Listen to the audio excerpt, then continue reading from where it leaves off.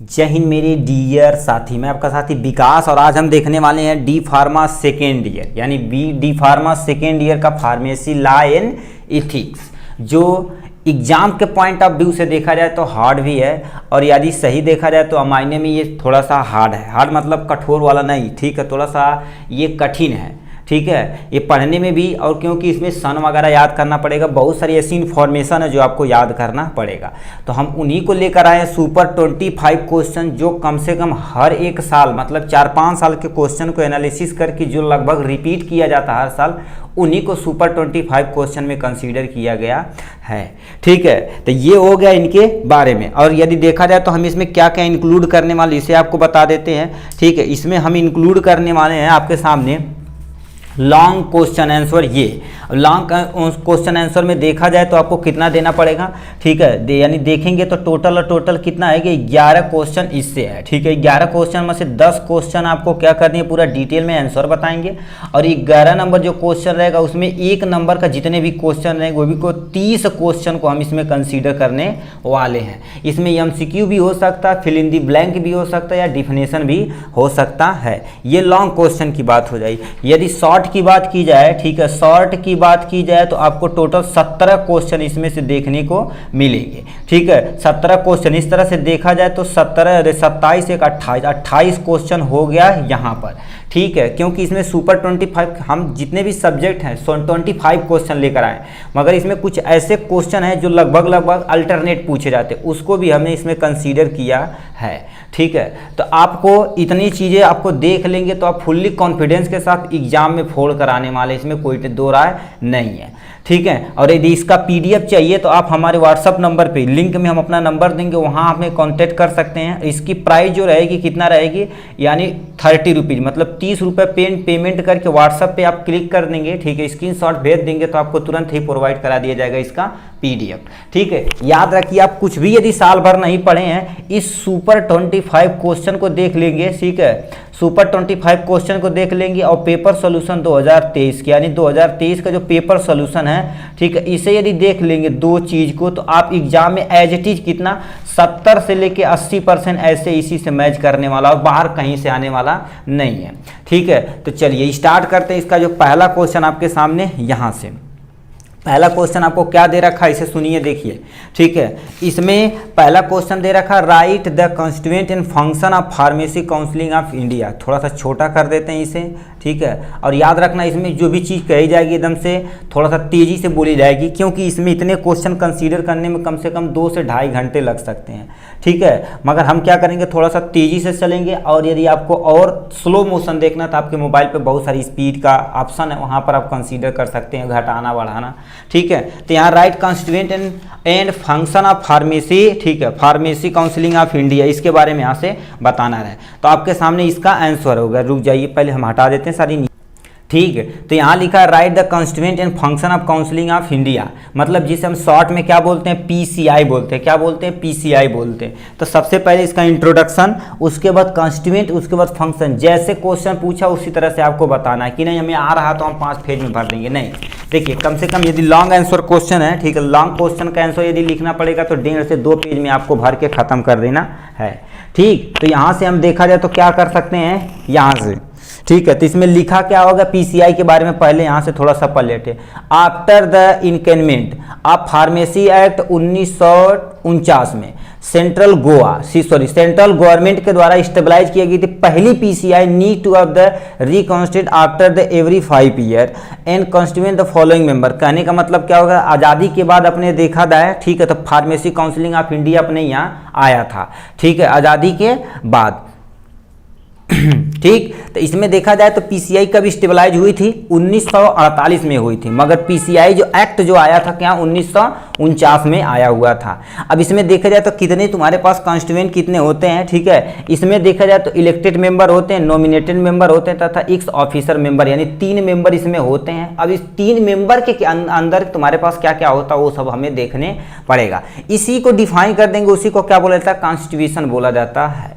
ठीक है, तो ये हो गया इनके बारे में। इसमें सबसे पहला तुम्हारे पास क्या हो गया, इलेक्टेड मेंबर क्या होते हैं, 6 member elected by the university grant यानी कमीशन, ठीक है, commission from among teacher working in India university which grant degree of यानी और डिप्लोमा इन फार्मेसी, मतलब 6 मेंबर इलेक्टेड किए जाते हैं यूनिवर्सिटी के द्वारा। इसमें इंडियन यूनिवर्सिटी के होने चाहिए, उनके पास क्या होने, डिप्लोमा इन फार्मेसी की डिग्री होनी चाहिए। फिर नेक्स्ट में पॉइंट में क्या लिखा, among these only one teacher to each subject, मतलब इसमें कह दिया जाता है पीसीआई के द्वारा हर एक कॉलेज में हर एक सब्जेक्ट के लिए स्पेशल टीचर होने चाहिए। वही लिखा है तुम्हारे पास, हर एक सब्जेक्ट के लिए, इस सब्जेक्ट के लिए 1 टीचर होना चाहिए। नहीं कि मान लेते हैं बहुत सारे से कॉलेज रहते हैं 2 टीचर रख देंगे, भाई पूरा पढ़ावा, ठीक है, मतलब फर्स्ट ईयर सेकेंड ईयर सब डील करेंगे, ऐसा नहीं होना चाहिए। लिखा 1 member elected from themselves by the member, ठीक, member of the medical council of India, मतलब 1 मेंबर होना चाहिए जो कहाँ से इलेक्टेड होना चाहिए, मेडिकल काउंसिल ऑफ इंडिया, जिसे हम क्या बोलते हैं, MCI बोलते हैं, इसका फुल नेम ये होता। इसके द्वारा 1 पर्सन मेंबर होना चाहिए। तो ये हो गए इलेक्टेड मेंबर। और जस्ट नीचे तुम्हारे पास क्या दे रखा है, नॉमिनेटेड मेंबर। इसमें क्या लिखा है, 6 member are the nominated by the central government of whose list 4 shall be, ठीक है, 4 शेल बी प्रोसीडिंग, यानी क्या लिखा है, प्रोसेसिंग डिग्री डी फार्मा। कहने का मतलब क्या रखा है, गवर्नमेंट ऑफ द इंडिया के द्वारा यानी क्या होती है, सेंट्रल गवर्नमेंट नॉमिनेटेड होना चाहिए, ठीक है, यानी उनके पास डिग्री भी क्या होनी चाहिए, डी फार्मा होनी चाहिए। अब क्या लिखा है, a representative of the university grant commission होनी चाहिए। फिर क्या हो गया, ठीक है, रिप्रेजेंटेटिव ऑफ AICE यानी AICTE, मतलब एक जो होती है जो एक्टिव नहीं होती, जो एग्जाम कराते बी फार्मा वगैरह के लिए, तो उसी से ये क्या होना चाहिए, रिप्रेजेंटेड होना चाहिए। तो ये हो गया नॉमिनेटेड मेंबर। यहाँ पर 6 मेंबर याद रखना, कहाँ से कौन इसे रेगुलेट करता है, इंडियन यूनिवर्सिटी के द्वारा किया जाता है, ये सेंट्रल गवर्नमेंट के द्वारा किया जाता है, और इसके पास प्रोसेसिंग डिग्री की ना चाहिए, डी फार्मा होना चाहिए, ठीक है। अब यहां से आ जाते हैं EX ऑफिसर मेंबर। इसमें क्या होता है, the director general health service होना चाहिए, मतलब जो EX मेंबर होना चाहिए वो क्या होना चाहिए, जनरल हेल्थ सर्विस होना चाहिए, EX ऑफिसियस होना चाहिए। या तुम्हारे पास नेक्स्ट पॉइंट में देखा जाए ड्रग्स कंट्रोलर ऑफ इंडिया, मतलब वो इंडिया का ड्रग्स कंट्रोलर भी होना चाहिए। Director of central drugs laboratory होनी चाहिए। कहने का मतलब क्या, EX ऑफिसर जो मेंबर होना चाहिए वो डायरेक्टर होना चाहिए किसी का, मतलब चाहे वो इनमें होना चाहिए, चाहे इनमें चाहे उनमें, ये कंपलसरी है, ठीक है। तो ये हमने कॉन्स्टिट्यूएंट को क्या कर दिया, 3 को डिफाइन कर दिया। अब यहीं से काम इनका यानी पीसीआई के एक्चुअल में काम क्या होता है, देखिए आप यदि डिप्लोमा कर रहे हैं तो कहते हैं सभी कॉलेज पीसीआई से अप्रूवल होना चाहिए। तो सबसे पहले ये एजुकेशन को मेंटेन करता है, तो लिखा है डिजाइन द एजुकेशन पैटर्न, ये एजुकेशन पैटर्न को क्या कर देता है, डिजाइन करता है, ये पहला इसका काम है। फिर में लिखा है the education standard format from pharmacist by the counselling are known as the pharma यानी एजुकेशन रेगुलेशन हो जाता है। कहने का मतलब क्या कर देता है, पीसीआई सिंपली देखा जाए तो फार्मासिस्ट ऑफ काउंसलिंग, जो फार्मासिस्ट होते हैं काउंसलिंग के दौरान जाते हैं, उन्हें एजुकेशन रेगुलेशन का काम कौन करता है, पीसीआई, ये दूसरा काम हो गया। अप्रूवल ऑफ यूनिवर्सिटी विड्रा यानी एन अप्रूवल, मतलब क्या कर देते हैं, ये अप्रूवल करते हैं कि यानी कॉलेज के पास सफिशियंट अमाउंट में व्यवस्था है तो इन्हें डी फार्मा की डिग्री या बी फार्मा रन कराने के लिए दिया जाए। फिर क्या लिखा, maintain of the central register of pharmacist, मतलब तुम्हारे पास ये मेंटेन भी करते हैं सेंट्रल लेवल पे क्या, जो भी रजिस्टर फार्मासिस्ट होते हैं, ठीक है। रजिस्ट्रेशन ऑफ फार्मासिस्ट, यदि कोई फार्मासिस्ट रजिस्टर करा रहा है उसे भी ये मेंटेन करते हैं कौन, पीसीआई ये करता है। तो इस तरह से देखा जाए तो पहले क्वेश्चन का आंसर हमने डिटेल में कवर अप कर लिया यहाँ से, ठीक है। नेक्स्ट क्वेश्चन आप जाते हैं इसके सामने, यहाँ से आ जाते हैं, ठीक है। ठीक, सेकेंड नंबर हमसे क्वेश्चन कह दिया है write a note on the drugs technical advisory board, जिसे हम DTAB याद रखना। यदि आप ये पढ़ रहे हैं तो इसमें बहुत सारी इन्फॉर्मेशन ऐसी है जो शॉर्ट में लिखी जाती है, तो उसका फुल नेम याद रखना, क्योंकि 4 से 5 नंबर आपका फुल नेम पूछा जाने वाले में से एक है, ठीक है। तो इसी को हमें देखना पड़ेगा यहाँ से। अब इसमें क्या होता है, यहाँ से देखिए आपके सामने ये रहा, ठीक है। तो लिखा ड्रग्स टेक्निकल एडवाइजरी बोर्ड, मतलब ये जो ऐसी एक बोर्ड होता है जो ड्रग्स की टेक्निक यानी क्या होती है, एडवाइस करती है कि यानी कौन सी दवा इस एरिया में चलनी चाहिए, क्या थेरेपी देनी चाहिए, वो सब। तो लिखा DTAB advise the central and state government of the technical matter, कोई इशू हो एडमिनिस्ट्रेशन ऑफ एक्ट, मतलब कोई आप दवा बेच रहे हैं तो किसी न किसी एक्ट के थ्रू बेच रहे हैं, ठीक, उसमें कोई यदि दिक्कतें होती हैं, कोई इशू होता है तो कौन एडवाइस करता है, कुछ भी एडवाइस करने रहता है तो सेंट्रल तथा स्टेट गवर्नमेंट मिलकर इसे करते हैं। DTAB make the modification abundant मतलब मॉडिफिकेशन एन अबेंडेंट, मॉडिफिकेशन मतलब कोई दवा है तो उसमें क्या मॉडिफिकेशन आप कर सकते हैं। यदि कोई नया केमिकल कॉन्स्टिट्यूएंट लाना है या कोई नया धारा को चलाना है, अबेंडेंट को बढ़ाना है एक्ट को, तो काउंसिलेंट करता है, यही बोर्ड आराम से करता है। तो ये हो गया इनके इंट्रोडक्शन के बारे में। अब यहीं से में तुम्हारे पास क्या होगा, DTBA, ठीक है, DTBA है द फॉलोइंग मेंबर, इसके पास कितने मेंबर है, इतने यहाँ पर, EX ऑफिसर मेंबर, ठीक है, उसके बाद नॉमिनेटेड मेंबर, उसके बाद तुम्हारे पास इलेक्टेड मेंबर। मतलब जैसे उसमें लिखा था तो उसी तरह से इसमें भी लिखा गया, मगर इसमें थोड़ा सा अलग है।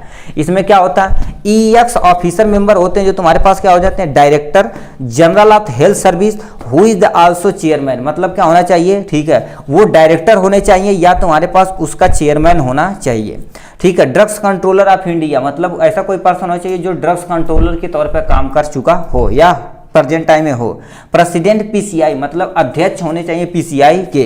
प्रेसिडेंट ऑफ MCI मतलब जो मेडिकल काउंसिलिंग ऑफ इंडिया बोले उसके लिए है, ठीक है। डायरेक्टर क्या होते हैं चाहिए, इंडियन वेटनरी रिसर्च इंस्टीट्यूट, ठीक है, ईजाट नगर होता है। कहने का मतलब वेटनरी के लिए भी कंपलसरी होता है, जैसे हम सब लोग के दवा कंपलसरी होता है, उस तरह से भैंस गाय को भी क्या होता है, कंपलसरी मेडिसिन होती है। डायरेक्टर, ठीक है, डायरेक्टर सेंट्रल ड्रग्स, ठीक है, लेबोरेटरी कोलकाता, इसमें आपका होना चाहिए। तो ये होगा EX मेंबर, ठीक है, EX officer member. Nominated member के अंतर्गत देख लिया जाए यहाँ से, इसमें जो दूसरे मेंबर हैं क्या कहलाते हैं, नॉमिनेटेड मेंबर कहलाते हैं। इन्हें क्या करता, a person from pharmaceutical industry nominated by central government. कहने का मतलब क्या होता है, एक पर्सन ऐसा होना चाहिए जो सेंट्रल गवर्नमेंट के द्वारा क्या होना चाहिए, अप्रूवल होना चाहिए फार्मास्यूटिकल इंडस्ट्रीज में।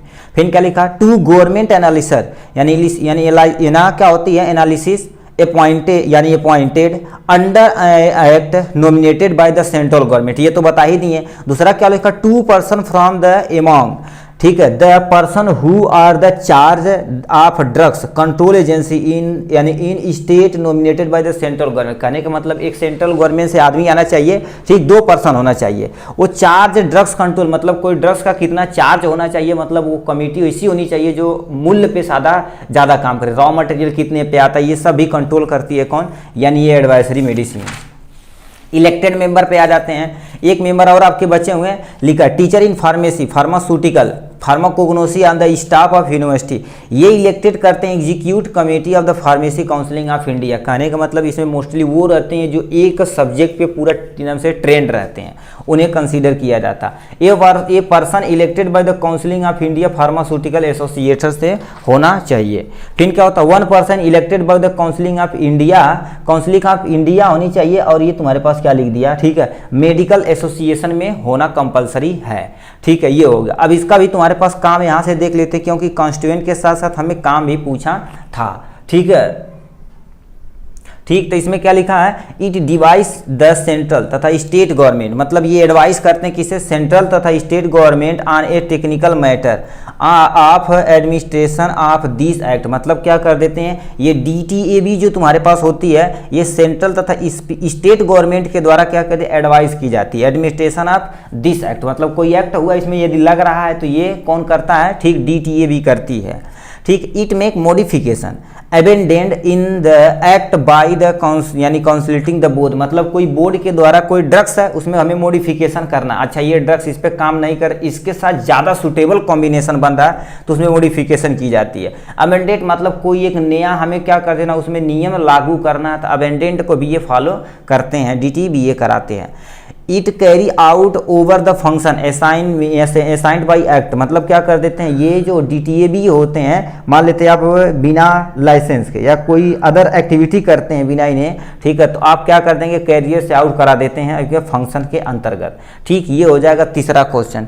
चौथे क्वेश्चन की तरफ रुक करते हैं। चौथा क्वेश्चन हमसे क्या पूछ दिया, ना सॉरी, तीसरा क्वेश्चन कह दिया डिफाइंड ड्रग्स इंस्पेक्टर क्या होते हैं, राइट द, ठीक है, right drugs and power of drugs inspector. मतलब सबसे पहले ड्रग्स इंस्पेक्टर के बारे में आपको डिफाइन करना पड़ेगा, फिर क्या करना पड़ेगा, उसकी ड्यूटी और उसका पावर एक्चुअल में होता क्या, इसे आपको डिफाइन करना पड़ेगा यहाँ से, ठीक है। इसी के बाद हमारा यानी ड्रग्स इंस्पेक्टर के बारे में आपके सामने ये रहा। अब देखिए इंस्पेक्टर एक्चुअली में आपके गांव में कैसे होते हैं, जैसे हम तो लोग छोटे छोटे रहते अरे इंस्पेक्टर साहब आ गए हो, ठीक है, तो इंस्पेक्टर साहब क्या कर देते हैं, क्राइम को करते हैं, सही। तो उसी तरह से ड्रग्स इंस्पेक्टर होते हैं जो केवल और केवल दवा का रेख यानी देख रेख करते हैं, वो ढूंढते रहते हैं, अच्छा ये दुकान पे अच्छा ये दवा मिल रही है तो उसकी क्वालिटी कैसी है, लैब टेस्ट कैसा है, कौन सी ड्रग्स बेच रहे हैं, लाइसेंस है या नहीं, ये सब कौन कंट्रोल करता है, ड्रग्स इंस्पेक्टर, जिसे हम DI शॉर्ट में बोलते हैं। अब इसमें क्या लिखा under the act central government तथा state government are required to appointer, मतलब एक ऐसे अपॉइंटमेंट की जरूरत होती है a suitable number of the drugs inspector for their the respective area. मतलब क्या कहते हैं, एक छोटे से एरिया में, जैसे मान लेते हैं आप कहीं रूरल एरिया में रह रहे हैं, ठीक है, या आप सिटी एरिया में कहीं भी रह रहे हैं, तो एक एरिया का क्या होता है, सेंट्रल गवर्नमेंट के द्वारा, ठीक है, और स्टेट गवर्नमेंट के द्वारा जैसी रिक्वायरमेंट होती है उसी तरह से क्या होते हैं, नंबर ऑफ ड्रग्स इंस्पेक्टर वहाँ उस एरिया में हम रखते हैं जैसी रिक्वायरमेंट होती है। लिखा a drugs inspector is a government appointment officially देखा जाए responsible for the ensure that the drugs cosmetic medical device are the ठीक are manufacture distribution sale with legal standard और रेगुलेशन। कहने का मतलब क्या कह रखा, ड्रग्स इंस्पेक्टर जो होता है गवर्नमेंट अपॉइंटमेंट होता है, ठीक, वो क्या होती है ऑफिशियली देखा जाए तो रिस्पॉन्सिबल होता है किसके लिए, ड्रग्स के लिए, कोई कॉस्मेटिक प्रोडक्ट के लिए या कोई मेडिकल डिवाइस के लिए, वो कैसे मैन्युफैक्चर करना है, उसे कैसे डिस्ट्रीब्यूट करना है, उसे कैसे सेल करना है, ये सब लीगल स्टैंडर्ड से देखा जाता है, उसी को हम क्या बोल दिया, किसका काम होता है, ड्रग्स इंस्पेक्टर का, ठीक है। अब इसकी ड्यूटी क्या होती है, ये सैंपल कलेक्शन करते हैं, जैसे मान लेते हैं आपको दुकान पे आए, अब सैंपल को कलेक्ट किए, भाई ये निकालो निकालो हाउ निकालो हाउ निकालो, ठीक है, तो सबका सैंपल करेगा। जैसे मान लेते हैं आप पैरासीटामॉल खरीद के लेकर आए हैं, ठीक है, PCM खरीद के लेके आए हैं, मान लेते हैं, ठीक है, PCM खरीद के लेकर आए हैं, ठीक है, वो मान लेते हैं 500 mg की है, तो लैब के द्वारा देखा जाएगा यानी 500 mg सूटेबल सही मात्रा में है या नहीं, ठीक है। जैसे मान लेते हैं क्या होगा, जीरोडाल, ठीक है, जीरोडाल मान लेते हैं SP है, ठीक है, तो उसमें क्या होता है, साइक्लोफेनेक होता है, पैरासीटामॉल होता है, प्लस में सरसरियोपेप्टाइड, तो सबकी मात्रा क्या होती है, एक सूटेबल होती है, तो ये देखते हैं इसमें सही मात्रा में सब कुछ है कि नहीं। और याद रखना लैब टेस्ट से नहीं घबराना, क्योंकि लैब कलेक्शन जो होता है वो यदि फेल हुआ तो कंपनी देखेगी, ठीक है, यानी testing analysis of the pharmaceutical product, मतलब कोई फार्मास्यूटिकल प्रोडक्ट उसकी टेस्टिंग करती है, कैसे एनालाइज करना ये सब भी मेंटेन करता है drugs inspector. Enforce run the shop as per law and regulation, मतलब ये फोर्स करते हैं, ठीक है, फोर्स करते हैं कि जो दुकान है, ठीक है, law and regulation as per law चल रही है, रन कर रही है कि नहीं, वो भी मायने रखता है, इनका काम होता है, ठीक है, इनकी ड्यूटी होती है। डॉक्यूमेंटेशन, मतलब आप यदि दुकान रख लिए हैं तो उसमें क्या क्या डॉक्यूमेंटेशन होती है, सब पूरा डिटेल में इनके पास ब्यौरा होना चाहिए, ठीक है, इनका ये ड्यूटी होती है। रिपोर्टिंग मतलब क्या होता है, जैसे मान लेते हैं आपको रिपोर्ट करना है कि हम ड्रग्स यदि मेडिसिन कोई खोल रहे हैं, ठीक है, मेडिसिन कोई हम ओपन कर रहे हैं, ठीक है, मेडिसिनल दुकान यानी कॉस्मेटिक दुकान, आप कॉस्मेटिक मतलब ये जो केमिस्ट की दुकान यदि आप खोलना चाह रहे हैं तो आपको रिपोर्ट करना पड़ेगा। PCI के द्वारा आदमी आएंगे, अप्रूवल वो देखेंगे एक सूटेबल मात्रा में जगह है कि नहीं, यदि है तो रेफ्रिजरेटर, वेंटिलेशन की प्रॉब्लम, ये सब की सही है कि नहीं, तो ये रिपोर्टिंग करेंगे, ठीक। मॉनिटरिंग यानी एडवर्स इफेक्ट, मतलब ये मॉनिटर करेंगे एडवर्स इफेक्ट कोई है या नहीं, वो भी। कंप्लीशन वेरिफिकेशन, मतलब क्या करेंगे, आपका जो भी पोर्शन है उसे कंप्लीशन वेरिफिकेशन करेंगे, यदि उसमें आप पास हो जाते हैं तो आपको ड्रग्स लाइसेंस दिया जाएगा, या आपकी दुकान रन कर रही है उसमें यदि पास नहीं होते तो फेल कर दिया जाएगा, आपकी दुकान रद्द कर सकती है, लाइसेंस भी रद्द हो सकता है, ठीक है। उसके बाद हमसे कह दिया पावर ऑफ है यानी ड्रग्स इंस्पेक्टर, इसकी पावर क्या होती है, ये क्या होते हैं, डॉक्यूमेंट रिव्यू करते हैं। Inspector take the copy any record, मतलब क्या कर देते हैं, इंस्पेक्टर आपकी दुकान पे आए तो किसी भी, ठीक है, किसी भी आपके, ठीक, जैसे लाइसेंस है तो उसकी परत फोटो कॉपी आपसे मांग सकते हैं, या कोई ड्रग्स आप लेकर आए, कहाँ से भैया लाते हैं, ठीक है, तो ये बोलेंगे यहाँ से, तो इसकी पर्ची दिखाओ, तो ये सब भी आप वहाँ से मांग सकते हैं आपसे। इन्वेस्टिगेशन भी आपसे कर सकते हैं, इन्वेस्टिगेशन मतलब लाइसेंस कहाँ से, डिग्री कहाँ से लिए, ये सब भी आपसे पूछ सकते हैं, ठीक है। यानी क्या होता है, प्रोसिक्यूशन भी आप कर सकते हैं, ऑर्डर रिकॉल भी कर सकते हैं, मतलब जो ऑर्डर है उसे रिकॉल दोबारा कर सकते हैं, ठीक है। इश्यू डायरेक्शन भी देखने की का काम होता है। सर्च वारंट, कहते हैं ये वारंट दुकान पे दे दी गई, अब ये दुकान खोल नहीं सकते इतने दिन तक, तो ये सर्च वारंट भी क्या होती है, ये पावर ऑफ, ठीक है, ड्रग्स इंस्पेक्टर का पावर होता कर सकता है, ठीक। तो ये हो गया इनके बारे में। तीसरा नंबर क्वेश्चन आपके सामने ये हो गया। चौथे नंबर क्वेश्चन की तरफ रुख करते हैं, तो इसमें लिखा है discuss and administration body of the drugs and cosmetic act 1940, मतलब 1940 में जो ड्रग्स तथा कॉस्मेटिक एक्ट आया था उनके बारे में यहाँ से बताना है।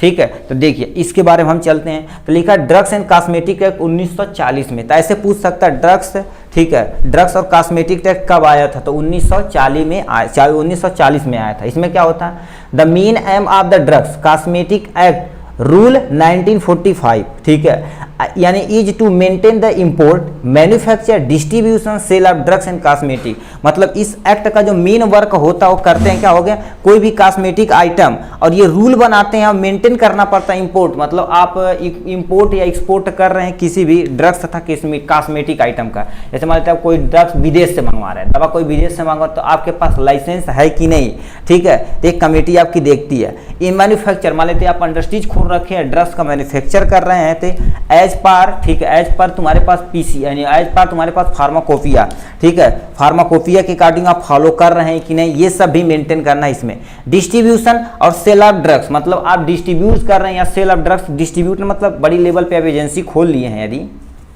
तो कैसे किसी भी ड्रग्स का डिस्ट्रीब्यूशन करेंगे वो भी इसमें आपको दिखाना पड़ेगा। तो ये कौन करता है, इस एक्ट के अंतर्गत आता है। यदि आप ड्रग्स सेल कर रहे हैं तो ये भी आपको मायने रखाना पड़ेगा यहाँ से, ठीक है। फिर क्या लिखा है, continuous use of the cosmetic in luxury item, मतलब प्रेजेंट टाइम में देखा जाए तो हमारे ड्रग्स तथा cosmetic item, mostly cosmetic item में बहुत सारे लग्जरी आइटम इस समय हो चुके हैं, ठीक। जैसे मान लेते हैं आपको किसी को सुंदर होना है तो कहेंगे बहुत बढ़िया क्रीम हमको चाहिए, कितना भी पैसा लग जाए, है कि नहीं, ठीक। अब तुम सोचो चेहरे का लोग इंश्योरेंस करवा लेते हैं, हड्डियों का इंश्योरेंस करा लेते हैं, हाथ का, पैर का, आँख का, ठीक है, मतलब जो ज़्यादा सुटेबल होता है उसका इंश्योरेंस करा लेते हैं, करोड़ों करोड़ रुपए उस पर फूंक देते हैं, ठीक। लग्जरी आइटम क्या कर देती है, प्रूव द, ठीक है, harmful they of the contain, ठीक है, हार्मफुल इंग्रेडिएंट, मतलब ये जो ऑर्गेनाइजेशन होती है ये कंटिन्यूअस देखती है, क्योंकि लग्जरी आइटम प्रेजेंट टाइम में बन ही रहे हैं जो हमारे लिए हार्मफुल हो सकते हैं, तो ये भी मेंटेन करता है कौन, यानी ड्रग्स कॉस्मेटिक एक्ट 1940।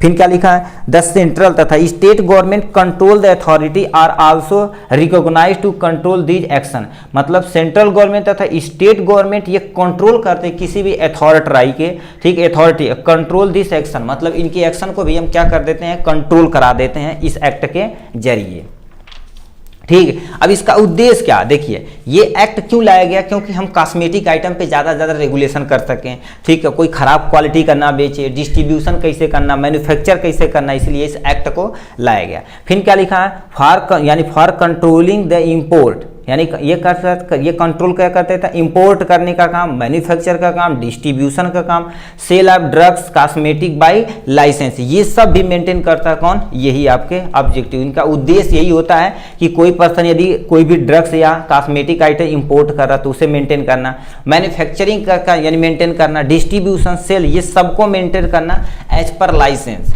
मान लेते हैं आपको उनके पास लाइसेंस नहीं रहे तो उन्हें निरस्त कर सकते हैं।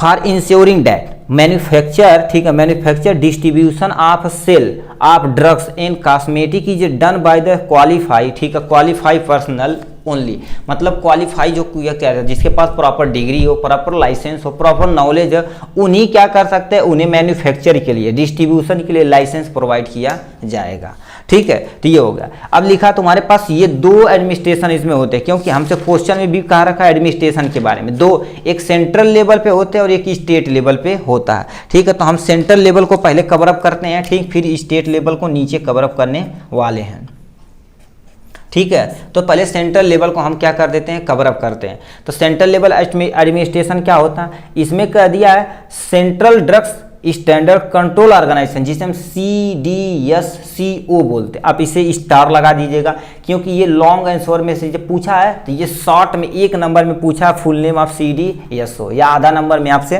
पूछ सकता है, ठीक। तो इसी को आप कंट्रोल ऐसे लिखते चलिए कहीं ना कहीं, ठीक है। अब ये क्या कर देते हैं, ये एक्चुअल में देखो नाम से ही पता चला ये किसी भी ऐसी ऑर्गेनाइजेशन होती है जो ड्रग्स है स्टैंडर्ड, मतलब ड्रग्स की क्वालिटी को, ठीक, और क्वांटिटी को भी ये मेंटेन करते हैं। तो ये लिखा है it control and regulate for the pharmaceutical medical device in India, मतलब अपने इंडिया में जो भी तुम्हारे पास फार्मास्यूटिकल प्रोडक्ट है और तुम्हारे पास कोई भी मेडिकल डिवाइस बना रहे हैं तो ये कंट्रोल करने का काम करते हैं, ठीक। फिर क्या लिखा है, CDSCO is responsible for the, ठीक है, approve of the new drugs, मतलब कि न्यू ड्रग्स हमें लेकर आना तो ये अप्रूवल देते हैं, क्लिनिकल ट्रायल कराना ये देते हैं, इंपोर्ट यानी इंपोर्ट रजिस्ट्रेशन कराना तो ये देते हैं अप्रूवल, ठीक है। और क्या होते हैं क्वालिटी कंट्रोल, ठीक है, क्वालिटी कंट्रोल ऑफ ड्रग्स, मतलब कोई ड्रग्स की क्वालिटी हमें सही रखनी है कि नहीं रखनी है, ये सब कौन कंट्रोल करता है, यानी CDSCO करती है, ठीक है, जिसे central drug standard control organisation बोलते हैं, ठीक है। ये हो गया। फिर तुमसे क्या रखा है, इसमें भी तुम्हारे इसे हम डिफाइन कर दिए हैं, ठीक है। तो इसमें क्या लिखा है, दूसरा यानी सेंट्रल में दूसरा क्या हो जाता है, ड्रग्स टेक्निकल एडवाइजरी बोर्ड आती है, जो अभी आप पढ़े हैं, उसमें भी आप यदि लिखना चाहें तो 2-3 लाइन यहाँ से लाख छाप सकते हैं। ड्रग्स काउंसिलेटिव कमेटी होती है, काउंसिलेट करती है कि कैसे हमें काउंसलिंग करना है, ये भी यानी मेंटेन करने का काम करती है। तो ये आपका सेंट्रल लेवल पे देखा जाए तो आपके 3 यहाँ से हो गए, ठीक है। अब स्टेट लेवल पे देखा जाए तो 2-3 यहाँ पर हैं, ठीक है। स्टेट लेवल यानी एडमिनिस्ट्रेशन में क्या होता है, स्टेट ड्रग्स कंट्रोल ऑर्गेनाइजेशन, मतलब जैसे सरकार नहीं होती है, केंद्र सरकार एक राज्य सरकार, तो ये तुम्हारे पास हम जो राज्य लेवल पे क्या कर देती हैं, स्टेट ड्रग्स कंट्रोल ऑर्गेनाइजेशन, मतलब स्टेट में अपने ड्रग्स को कैसे कंट्रोल करना, क्योंकि हर एक स्टेट में छोटे लेवल पे देखा जाए तो आपको कोई ना कोई इंडस्ट्रीज होगी जो बड़े लेवल पे वर्क करती है और छोटे लेवल पे भी वर्क करती है। स्टेट ड्रग्स टेस्टिंग लेबोरेटरी होनी चाहिए, मतलब स्टेट में, क्योंकि देखिए कोई भी यदि ड्रग्स आती है तो बिना लैब टेस्टिंग के हम क्या कर सकते हैं, मार्केट में उसको नहीं उतार सकते हैं, तो ये भी आपके पास है, ठीक है, एडमिनिस्ट्रेशन होना चाहिए। यानी स्टेट ड्रग्स इंस्पेक्टर भी इस पे यानी क्या कर देते हैं, ठीक है, निगरानी रखते हैं। तो ये होगा स्टेट लेवल पे। अब इसका काम क्या होता है, ठीक है, लिखा है तुम्हारे पास function and responsibility of drugs cosmetic act 1940, मतलब इस एक्ट के जरिए देखा जाए तो 1940 में क्या होता है, ये यानी क्या लिखा है, क्वालिटी कंट्रोल, किसी भी ड्रग्स की क्वालिटी कंट्रोल करने के लिए निर्भर होता है, ठीक। फिर क्या लिखा है, रेगुलेशन ऑफ क्लिनिकल ट्रायल, ठीक है, रेगुलेशन ऑफ क्लिनिकल ट्रायल मतलब जो भी आपकी मेडिसिन दी है तो उन पे कैसे फंक्शन कर रहा है, कोई साइड इफेक्ट नहीं कर रहा है, ठीक, साइड इफेक्ट कर रहा है तो इसका तोड़ क्या है, तो ये भी रेगुलेशन करने का काम होता है। कंज्यूमर सेफ्टी, मतलब कंज्यूमर सेफ्टी ये होती है कंज्यूमर की सेफ्टी के बारे में ये भी बताते हैं, ठीक है।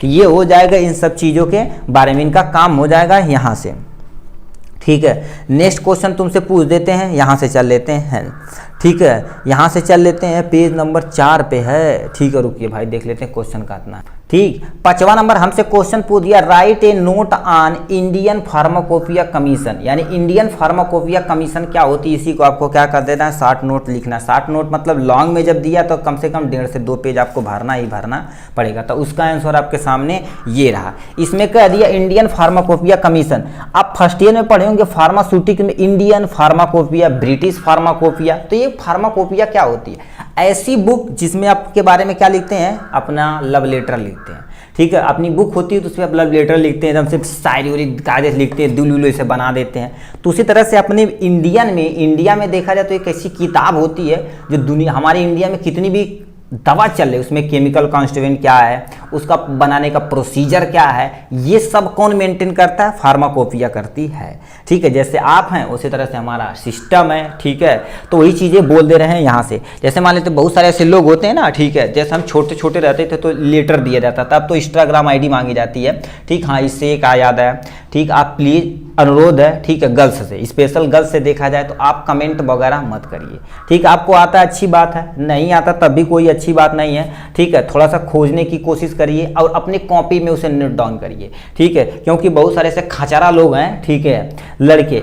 एक लड़की अभी कोई कमेंट की थी, ठीक है, तो उस पर क्या कर देते, उसी पे उसकी इंस्टाग्राम ID मांग रहे हैं, ठीक है, उस पर हाय बाय, कहाँ से हो, कैसे हो, मतलब एकदम से महा खचारा लोग हैं, ठीक है। ये जानते हो कौन लोग हैं, जिनके दादा क्या कर देते, लेबराई करते हैं, ईंटा ढो के पैसा देते हैं और वो क्या करते हैं, ठीक है, उड़ा रहे हैं मस्ती में, ठीक है। चाहे बने बाप के बिगड़े औलाद होंगे वो, ठीक है, मतलब दादा अच्छे से पद पे होंगे, पैसा दे रहे हैं, ये बिगड़े औलाद बन चुके हैं, ठीक है। तो ऐसे भी, ठीक है, आपसे अनुरोध है ये सब प्लीज़ आप मत करिए। आप पढ़ने आइए तो कमेंट में ये ना पूछा करो भाई तुम कहाँ से हो, कैसे हो, तुम्हारी इंस्टाग्राम ID क्या है, बहुत अच्छे लग रहा है, वैसी लग रही हो, तो प्लीज़ ऐसा कुछ भी आप न करिए। तो उस खचरा को हम पहले क्या कर दिए, रिमूव कर दिए, अपने उसे ब्लॉक कर दिया, वो कभी कमेंट नहीं कर पाएंगे, ठीक है।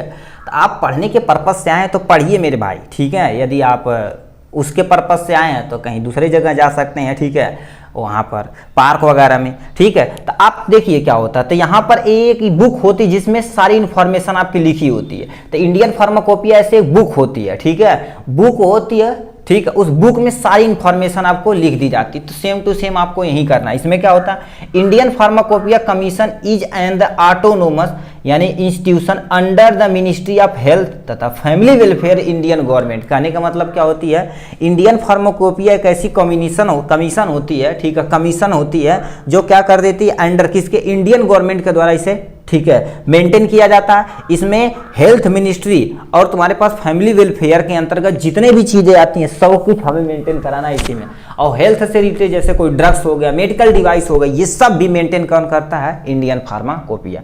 It was the stabilize to create the drugs standard in country. हमारे कंट्री में क्या होती है, ड्रग्स की क्वालिटी को इंप्रूव करने के लिए इसको कंपलसरी है। जैसे आप खत क्यों लिखते हैं, ठीक, क्योंकि हमारे और उनके बीच में बाइंडिंग तगड़ा बने।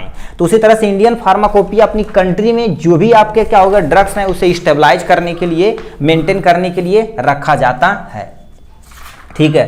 फिर क्या लिखा है, आईपीसी यानी Indian pharmacopoeia commission primary function क्या होता है, it keep track the drugs standard that are the use to treat alignment prevalent in the, ठीक है, दिस रीजन। मतलब क्या कर रखा है, ये तुम्हारे पास पहला फंक्शन इनका क्या होता है, प्राइमरी, ये ट्रैक कर लेते कि दवा को किस पर्पस के लिए बनाया जा रहा है, इसमें कौन सा केमिकल कॉन्स्टिट्यूएंट है, कितना इंग्रेडिएंट, कितना फार्मास्यूटिकल ऐड, कितना इंग्रेडिएंट, सब कुछ मिलाया गया उसके बारे में ये मायने रखता है, ठीक। क्या रीजन है, ये सब भी कौन रखता है, ये इंडियन फार्माकोपिया। फिर क्या लिखा है, पीसीआई, ठीक है, PCI issue official documentation in the form of the Indian pharmacopoeia to improve the quality of medicine. मतलब ये क्या कर देते हैं, इंडियन फार्माकोपिया ऑफिशियल डॉक्यूमेंटेशन एक जलते हैं और वो इस इंडस्ट्रीज में जाती है, मतलब जहां पर आपकी दवा बन रही है फैक्ट्री में जाती है। अब वो क्या कर देते हैं, ठीक है, वो क्या कर देते हैं, उसी को हमें फॉलो करना, तब मेडिसिन को बनाना है। इंप्रूव द क्वालिटी यानी आप मेडिसिन, मतलब कोई भी आपकी यदि ड्रग्स है, मतलब कोई दवा है, उसे कैसे उसकी क्वालिटी को इंप्रूव करना, ये इंडियन फार्माकोपिया बताता। बाई एडिंग न्यू, मतलब न्यू ड्रग्स ऐड करना, तो इंडियन फार्माकोपिया बताएगा। कोई ड्रग्स को ओल्ड दवा है, ठीक है, मोनोग्राफ है, तो उसे अपग्रेड करना, अपडेट करना, तो ये भी इंडियन फार्माकोपिया काउंसिल यानी कमीशन करती है, ठीक। फिर क्या लिखा, IP stabilize standard for the identify purity strength of medicine. कोई मेडिसिन है उसका कैसे आप आइडेंटिफिकेशन कर सकते हैं, किस कंपनी से है, कैसे है, केमिकल कॉन्स्टिट्यूएंट क्या है, जेनेरिक नेम क्या है, इसमें क्या क्या ऐड किया गया, सब इंडियन फार्माकोपिया बोलती, भाई इसमें आपको लिखना पड़ेगा। उसकी प्योरिटी यानी क्वालिटी के बारे में बताता, स्ट्रेंथ ऑफ मेडिकेशन ये भी बताना है आपको। यहाँ से स्ट्रक्चर देखा जाए तो यहाँ पर इतने में इसे बांटा गया है, ठीक है, आईपीसी को, इंडियन फार्माकोपिया कमीशन को, ठीक है। तो इसमें तुम्हारे पास साइंटिफिक बॉडी होती है, साइंटिफिक बॉडी में तुम्हारे पास कितने 23 मेंबर वर्क करते हैं। गवर्नमेंट बॉडी होती है जिसमें एक यानी 13 मेंबर यानी तुम्हारे वर्क करते हैं। जनरल बॉडी के अंतर्गत देखा जाए तो 25 मेंबर। अब फिर इसे फर्दर डिवाइड किया गया आईपीसी यानी आईपीएल, इन तीनों में क्या कर देती है, इसे 2 में डिवाइड किया गया है, ठीक है। तो ये होगा स्ट्रक्चर, ठीक है। 60 नोट हमें। फिर इसका उद्देश्य क्या है, कोई उद्देश्य होगा मेरे भाई, तभी तो बनाया गया है, ठीक है। आप बताइए उद्देश्य है, जैसे बताओ किसी के पीछे आप समय क्यों दे रहे हैं, क्योंकि उद्देश्य है। उद्देश्य देखिए, उससे समय दिए हैं तो आप उस यानी उसकी आप हो गई, ठीक है, या आप उसके हो गए, या वो तुम्हारी हो गई, समय दिए हैं कि नहीं, तो उद्देश्य कोई था उसके पीछे, आप कुकुर की तरह क्या कर रहे थे ठीक है, टहल रहे थे, ठीक है। जब छोड़ के जाएगी फिर भोकर भोकर के क्या करेंगे, रोवेंगे, है कि नहीं। बागी उगी बैठ के सैड सॉन्ग सुनेंगे, ठीक है। जो सैड सॉन्ग सुनता है हम उससे पहले ही दूर हो जाते हैं, जान जाते इसका दिल एकदम से टूटा है, ठीक है, जैसे कुरकुरा वाला नहीं टूटा वैसे है, ठीक है। तो इसका उद्देश्य क्या होता है, to promote highest standard of drugs for human तथा एनिमल कंजप्शन। देखिए ये करते क्या है भाई, ये हाईएस्ट स्टैंडर्ड, मतलब कोई ड्रग्स की क्वालिटी, स्टैंडर्ड क्वालिटी की नहीं करते, हमें जो भी चीज चाहिए स्टैंडर्ड क्वालिटी, वीआईपी क्वालिटी की चाहिए, तो ये इंडियन फार्माकोपिया कहती है भाई ये बनाइए, और ह्यूमन के लिए तथा किसी अदर एनिमल के लिए यदि कंज्यूम करें तो सुटेबल और सही तथा लेस साइड इफेक्ट हो या ना के बराबर हो, ठीक है। क्या लिखा है, टू इंप्रूव पब्लिक तथा animal health in India by the stabilize यानी क्या होता है एथोराइजेशन, क्या कर देती हैं ये इंप्रूव करते हैं पब्लिक तथा एनिमल हेल्थ इन इंडिया को, ठीक है। मतलब देखिए पब्लिक हेल्थ यदि रहेगा तो हमारी कम्युनिटी स्ट्रांग होगी, ठीक है। और क्या होगा, एनिमल हेल्थ के बारे में ये भी बताते हैं, इंडियन फार्माकोपिया के अंतर्गत आता है। ऑफिशियली रिकॉग्नाइज की जाती है कि क्वालिटी एकदम से स्टैंडर्ड क्वालिटी की होनी चाहिए। सच फार्मास्यूटिकल इंग्रेडिएंट यदि आप मिला रहे हैं तो क्वालिटी एकदम अच्छी से होनी चाहिए, ठीक है। यानी क्या होता है एक्सपीरियंट, और डोजेज भी क्या होनी चाहिए, सब मेंटेन होना चाहिए। एक ड्रग्स का हम आपको दिखाते हैं पत्ता, उस पर सब कुछ लिखा रहता है, जैसे फॉर एग्जांपल आपके पास एक टैबलेट है, ठीक है, इसमें इंग्रेडिएंट की बात की जाए, देखिए क्या क्या मिला दिए हैं, ठीक है। इसमें देखा जाए तो यानी पेंटाप्रोजोल गैस्ट्रो यानी रेसिस्टेंस है, डोमप्रीडोन प्रोगेस्ट्रान, ठीक है, प्रोलॉन्ग्ड रिलीज कैप्सूल है जिसे हम डीएसआर के नाम से जानते हैं। इसमें देखा जाए कंपोजिशन क्या आ गया, हार्ड, देखो लिखा तुम्हारे पास each hard gelatin capsule contain, मतलब इसमें जो भी तुम्हारे पास यहाँ से कैप्सूल है, एक कैप्सूल आपको निकाल के दिखाते हैं, ठीक है, एक कैप्सूल आपको निकाल के दिखाते हैं, तो इसकी जो ये कवरिंग है, ठीक है, इसकी ये जो कवरिंग है क्या बनी हुई है, हार्ड जिलेटिन कैप्सूल की बनी होती है। हार्ड जिलेटिन आप पढ़े होंगे ना फर्स्ट ईयर में, एक जिलेटिन दो तरह के, एक हार्ड होता है, एक सॉफ्ट होता है, ठीक, तो ये हार्ड जिलेटिन कैप्सूल का बना होता है। अब इसमें क्या बोलते हैं इंग्रेडिएंट, पेंटाप्रोजोल सोडियम जो होता है कितना होता है 40 mg यानी 40 मिलीग्राम होता है, वो भी क्या होता है इंटरकोटेड पीलेट के फॉर्म में होता है, जो भी यहाँ पर मिलाया गया देखिए इंटरकोटेड पीलेट के फॉर्म में हो गया, इसे निकाल के दिखाएंगे आपको तो आप ज़्यादा सुटेबल देख पाएंगे, ठीक है। फिर क्या लिखा तुम्हारे पास डोमप्रीडोन 30 mg होती है, 30 mg जो सस्टेन रिलीज है, मतलब जैसे टैबलेट पढ़ोगे ना सस्टेन रिलीज टैबलेट वही चीज़ें होती हैं, यानी एक्सपीरियंट यही तुम्हारे बोल रहा है, ठीक है, इंग्रेडिएंट। अब ये जो इंग्रेडिएंट को फॉलो नहीं करता उसे वो फेल कर दिया जाता है इंडियन फार्माकोपिया के द्वारा, ठीक है, इसे दोबारा यहाँ रखते हैं, चलिए कोई टेंशन नहीं, ठीक है। एक टैबलेट का, ठीक है, मिस यूजेज हुआ नहीं, देखिए नॉलेज पर्पज के लिए आप, ठीक है, हम ऑफलाइन क्लासेस में वगैरह दिखाते हैं तो बहुत सारे एक्सपेरिमेंट की चीज़ें रख चुके हैं आराम से, ठीक है, 9th 10th का है, क्योंकि बच्चे हैं जितना ज़्यादा देखेंगे उतना ज़्यादा क्यूरियोसिटी उनके अंदर इंक्रीज होगी, ठीक है। तो वही चीज़ें क्या होता है, देखिए ये सब कुछ कौन मेंटेन करता है, इंडियन फार्माकोपिया यहाँ करती है। इसका काम क्या होता है, तो आपके माइंड में बहुत सारा वर्क आ गया होगा, यानी देखा पब्लिश द न्यू एडिशन यही करता है, अबेंडेंट है आप आईपी यही मेंटेन करता है, पब्लिश यानी क्या होता है नेशनल फार्मूलेशन ऑफ इंडिया, मतलब अपने इंडिया में कोई मेडिसिन का यदि फार्मूला बनाना तो ये रखना। फॉर एग्जांपल में जैसे ये तुम्हारे पास क्या लिखा देखिए, यानी ये एक एसपी है यानी एसाइक्लोफेनेक पैरासीटामोल तथा सर्सेरियोपेप्टाइड, ये कॉम्बिनेशन कैसे वर्क करता है ये भी कौन बताता है, इंडियन फार्माकोपिया। नहीं तो आप तीनों कॉम्बिनेशन के में अच्छा ये दर्द का है, ठीक है, ये बुखार का, ये सूजन के यानी सोइलिंग को कम करता है, तो ये कैसे जान गए, ये तीनों को मिला के हम क्या कर देंगे एसपी बना देंगे, ठीक है। तो बताओ इन्हें पहले लैब में टेस्ट किया हो गया होगा, ठीक, तभी ये हमारा फॉलो किया गया, तो लेस साइड इफेक्ट के जरिए इसे हम फॉलो कर रहे हैं इस टाइम। तो वही चीज़ क्या रखा, फार्मूलेशन बनाने का काम क्या होता है इंडियन फार्माकोपिया का। Function of the national coordination centre for the operating in Indian pharmacovigilance programme. Pharmacovigilance क्या होता है, ठीक है, ये भी एक इंपॉर्टेंट टॉपिक जब हॉस्पिटल में या कम्युनिटी फार्मेसी में आप पढ़ेंगे, ठीक है। तो फार्माकोविजिलेंस पैसा के बारे में बोल रहा हूँ यहाँ पर, ठीक है। प्लानिंग एजुकेशन प्रोग्राम, ठीक है, स्किल डेवलपमेंट यानी लिखा है इम्प्लीमेंटेशन, और रिसर्च एक्टिविटीज सब कौन करती है इंडियन फार्माकोपिया के अंतर्गत क्या होती है, ये पीसीआई को बताती है, एज पर कॉलेज वो जाके क्या कर देती लोगों को जागरूक करती है, ठीक है। ये हो गया इनके नेक्स्ट क्वेश्चन, ठीक है। यहाँ से छठा क्वेश्चन का रखा डिफाइन बीसी यानी BCS system and right the, ठीक है, क्लासिफिकेशन ऑफ बीसीएस सिस्टम, यानी इसके बारे में आपको डिटेल में आपको सबसे पहले इसे डिफाइन करना, इसके क्लासिफिकेशन को डिफाइन करके थोड़ा थोड़ा उसे भी डिफाइन कर देना है।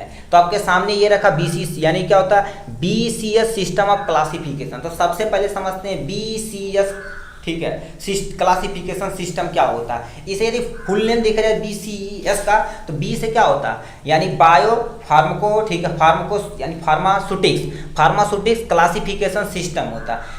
इज ए, ठीक है, फंडामेंटल गाइडलाइन, ठीक है। तो इसमें क्या रखा यही चीज होती है, यानी फंडामेंटल गाइडलाइन होती है for determining the condition under which the in vitro तथा in vivo correlation are expected. कहने का मतलब क्या होता है, यदि कोई चीज़ आप लैब में बना रहे हैं या लैब से बाहर बना रहे हैं तो उसका डिटर्मिनेशन कैसे करना, उसके लिए क्या सुटेबल कंडीशन होना चाहिए, ये सब कौन करता है बीसीएस। मतलब कोई आप ड्रग्स बना रहे हैं, ठीक है, जैसे मान लेते हैं आपको पेनिसिलिन बनाना, क्या बनाना है यहाँ से फॉर एग्जाम्पल में मान लेते हैं पेनिसिलिन बनाना है, ठीक है, यहाँ से क्या बनाना है पेनिसिलिन बनाना है, ठीक है। अब पेनिसिलिन के लिए क्या चाहिए, फंगस कौन सी चाहिए, पेंसिलिनियम नोटाटम चाहिए, पेंसिलिनियम नोटाटम चाहिए।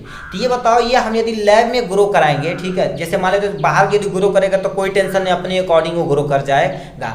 मान लेते हैं तुम्हारे पास है, ठीक है, यहाँ से मान लेते हैं पेंसिलियन नोटाटम आपको लैब में करना है, तो उसके तुम्हारे पास, ठीक है, गाइडलाइन क्या होनी चाहिए, कंडीशन कैसा होना चाहिए, ठीक है, उसका सब कुछ कौन मेंटेन करता, कोरिलेशन एक्सपेक्टेड बीसीएस करता है। अब ये क्या करते हैं, BCS is also known as tool for the developing in vitro dissolution specification. क्या कहता है बीसी, अरे भाई तो लगेगा नहीं की जी, ठीक, बेइज्जती करा दी, ठीक है, इसे हम कहें यार गटैया में से कहाँ चला गया, आवाज़ थोड़ा सा खराब हो गई होगी, मगर चिल्ला रहे हैं यार, कोई टेंशन नहीं।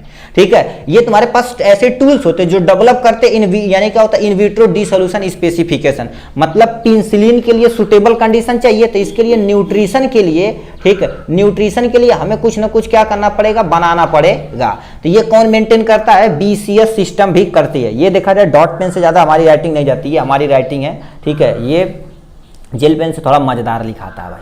ठीक है, फिर क्या लिखा है, BCS for correlating in vitro drugs product dissolution and in vivo bioavailability is the यानी is purpose based on the recognization that drug dissolution, ठीक है, डाइसोल्यूशन और GIP permeability are the fundamental parameter controlling rate expected drug absorption. कहने का मतलब क्या कर रखा है, ये कंट्रोल करता है। जैसे आप कोई ड्रग्स यदि खा रहे हैं तो हमारे शरीर के अंदर जाएगी, एब्जॉर्ब करेगी, तभी वो डिस्ट्रीब्यूशन का वर्क को कर पाएगी।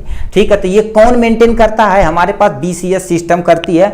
अब उसकी अकॉर्डिंग हमें डिसोल्यूशन कैसे बनाना, बायो एबिलिटी, मतलब बायो एबिलिटी क्या होती है, हमारे शरीर के अंदर एब्जॉर्ब करके कितना वर्क करेगी, कितना काम करेगी, तो ये भी कंट्रोल करने का काम BCS सिस्टम कराता है। ठीक है, फिर क्या लिखा है, BCS, ठीक है, आर डिवाइडेड इनटू द, ठीक है, यानी हाई तथा लो सॉल्युबिलिटी और परमेबिलिटी के अनुसार देखा जाए तो 4 क्लास में डिवीजन किया गया है।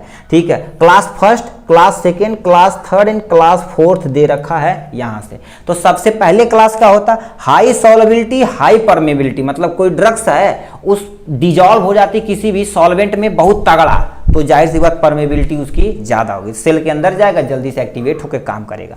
लो सॉल्युबिलिटी हाई परमेबिलिटी, मतलब कुछ ऐसे ड्रग्स हैं जो कम सॉल्युबल होते हैं बट वो तगड़ा काम करते हैं। ठीक है, तो ये हो जाएंगे इसके अंतर्गत। तीसरे क्लास में क्या होता है, हाई सॉल्युबिलिटी लो परमेबिलिटी, मतलब उसकी जो देखी जाए सॉल्वेंट, मतलब किसी भी सॉल्वेंट में इजीली क्या हो जाते हैं, सॉल्व हो जाते हैं। ठीक है, डिजॉल्व हो जाते हैं, बट उनकी परमेबिलिटी सेल के अनुसार देखा जाए तो उनकी लो होती है। लो सॉल्वेबिलिटी लो परमेबिलिटी, तब इन्हीं को हमें देखना पड़ेगा। अब इसी पे हमें देखना पड़ेगा कब बायोबिलिटी घटेगी कब बढ़ेगी, तो इसी को क्लासिफिकेशन बोल दिए यहाँ से, मतलब ये क्लासिफिकेशन ही है। ठीक है, इसमें पहला दे रखा है high solubility high permeability drugs. इसमें क्या होती है, in this class suitable for the oral drugs delivery, मतलब जितना भी ओरल दवा हम खाते हैं जैसे टैबलेट, कैप्सूल, ये सब जो ओरल खाया जाता है, ठीक, उनकी हाई सॉल्युबिलिटी होनी चाहिए, हाई परमेबिलिटी, क्योंकि जितना ज्यादा हमारे पेट में सॉल्व होंगे, डिजॉल्व होंगे, ठीक, उतना ज्यादा बायो अवेलेबिलिटी इंक्रीज करेगी। तो लिखा है फास्ट डिसोसिलेशन, यानी क्या डिसोल्यूशन रहेगा, ठीक, तो रैपिड बायो अवेलेबिलिटी हो जाएगी। ठीक, तो ये हो जाएगा एक के बारे में क्लासिफिकेशन। ठीक है, नेक्स्ट में दे रखा दूसरा लो सॉल्युबिलिटी हाई परमेबिलिटी ड्रग्स, मतलब इनकी सॉल्युबिलिटी कम है, मगर देखा जाए तो इनकी जो परमेबिलिटी होती है क्या होती है, हाई होती है। तो वही चीजें लिखा, डिसोल्यूशन रेट इज लो, मतलब जो घुलने की क्षमता कम है, बट ना सुटेबल फॉर ओरल रूट, मतलब इसे ओरल रूट के थ्रू आप नहीं दे सकते हैं। ठीक है, तो ये क्या होती है, इनकी जो बायोअवेलेबिलिटी हो तो वेरिएबल होती है, कभी घट सकती है कभी बढ़ सकती है, डिपेंड करता है परमेबिलिटी पर।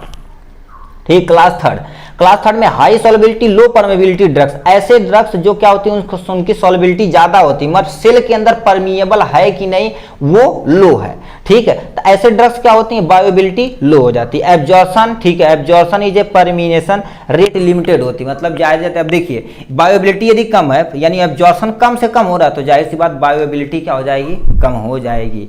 लो सॉल्युबिलिटी लो परमेबिलिटी, मतलब ना तो सॉल्युबल है ना तो परमिएबल है। ठीक है, यानी ड्रग्स द पुअर तथा variable bio activity bio availability, मतलब ये ज्यादा सुटेबल नहीं है। ठीक है, ना सुटेबल फॉर ओरल ड्रग्स, ये किसके लिए सुटेबल नहीं है, ओरल ड्रग्स के लिए सुटेबल नहीं है। ठीक है, तो ये हो जाएगा इनके बारे में। नेक्स्ट क्वेश्चन की तरफ रुक करते हैं।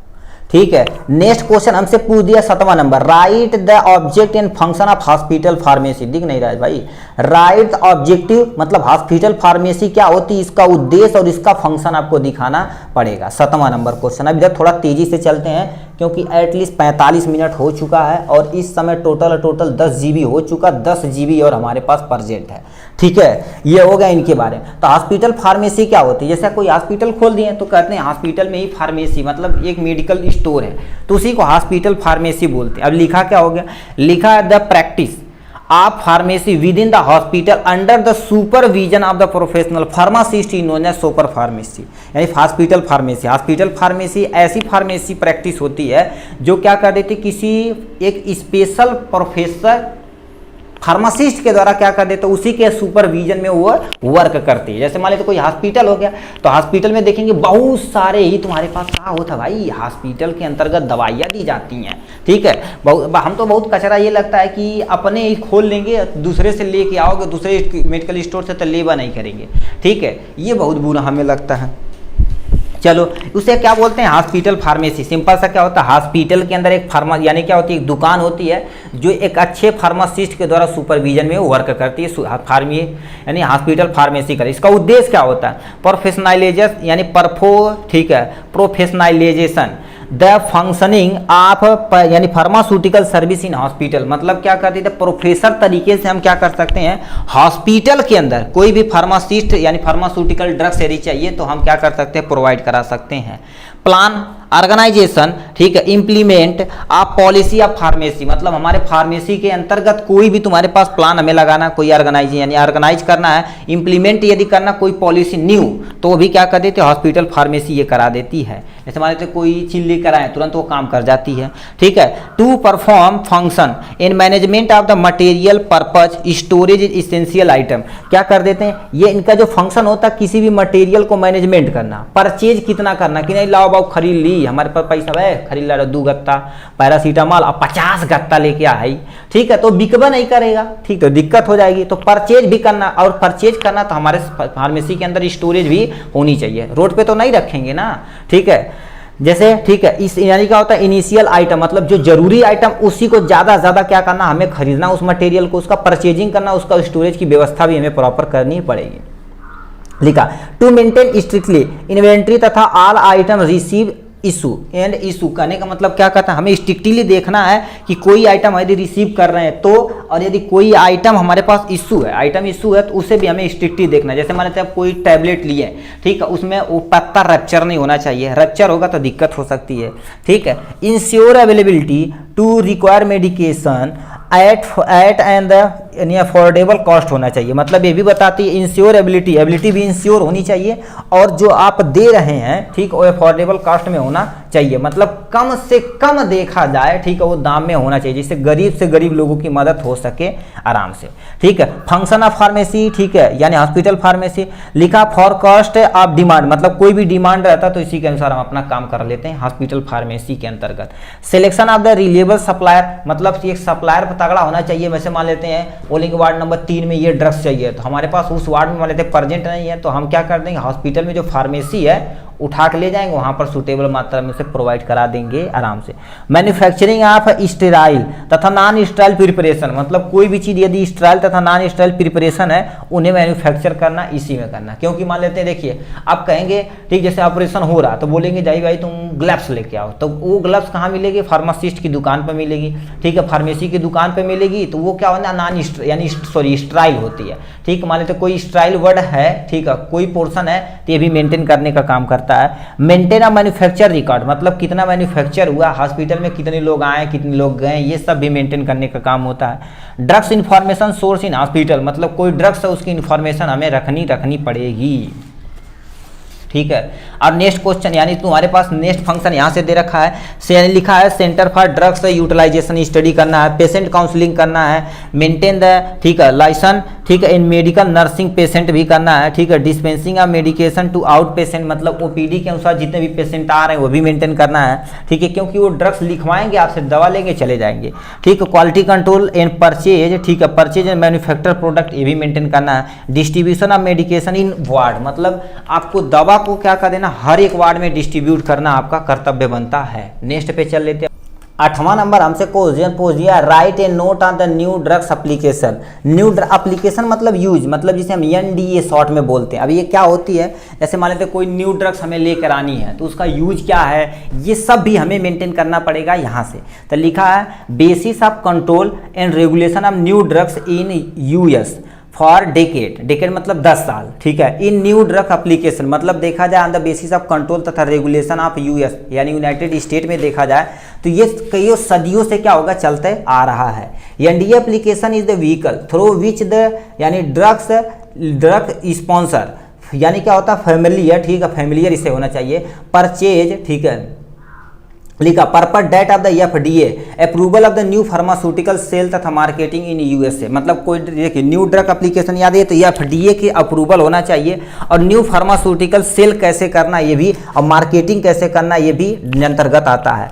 ठीक है, NDA ठीक है, on the basis requirement documentation to prove information about the drugs. मतलब आपको क्या क्या चीज चाहिए, सबसे पहले क्या होना चाहिए, ठीक है, procedure of the clinical test होना चाहिए। ठीक है, क्लिनिकल टेस्ट रहेगा तभी आप मार्केट में किसी भी ड्रग्स को भेज सकते हैं।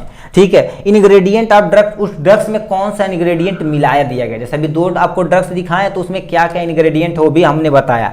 रिजल्ट ऑफ यानी एनिमल स्टडी, मतलब एनिमल की स्टडी पे उनका यदि किए हो, लैब टेस्ट किए हो ना, तो एनिमल पे क्या इफेक्ट पड़ेगा, ठीक है, क्या रिजल्ट मिलेगा ये भी आपको बताना पड़ेगा।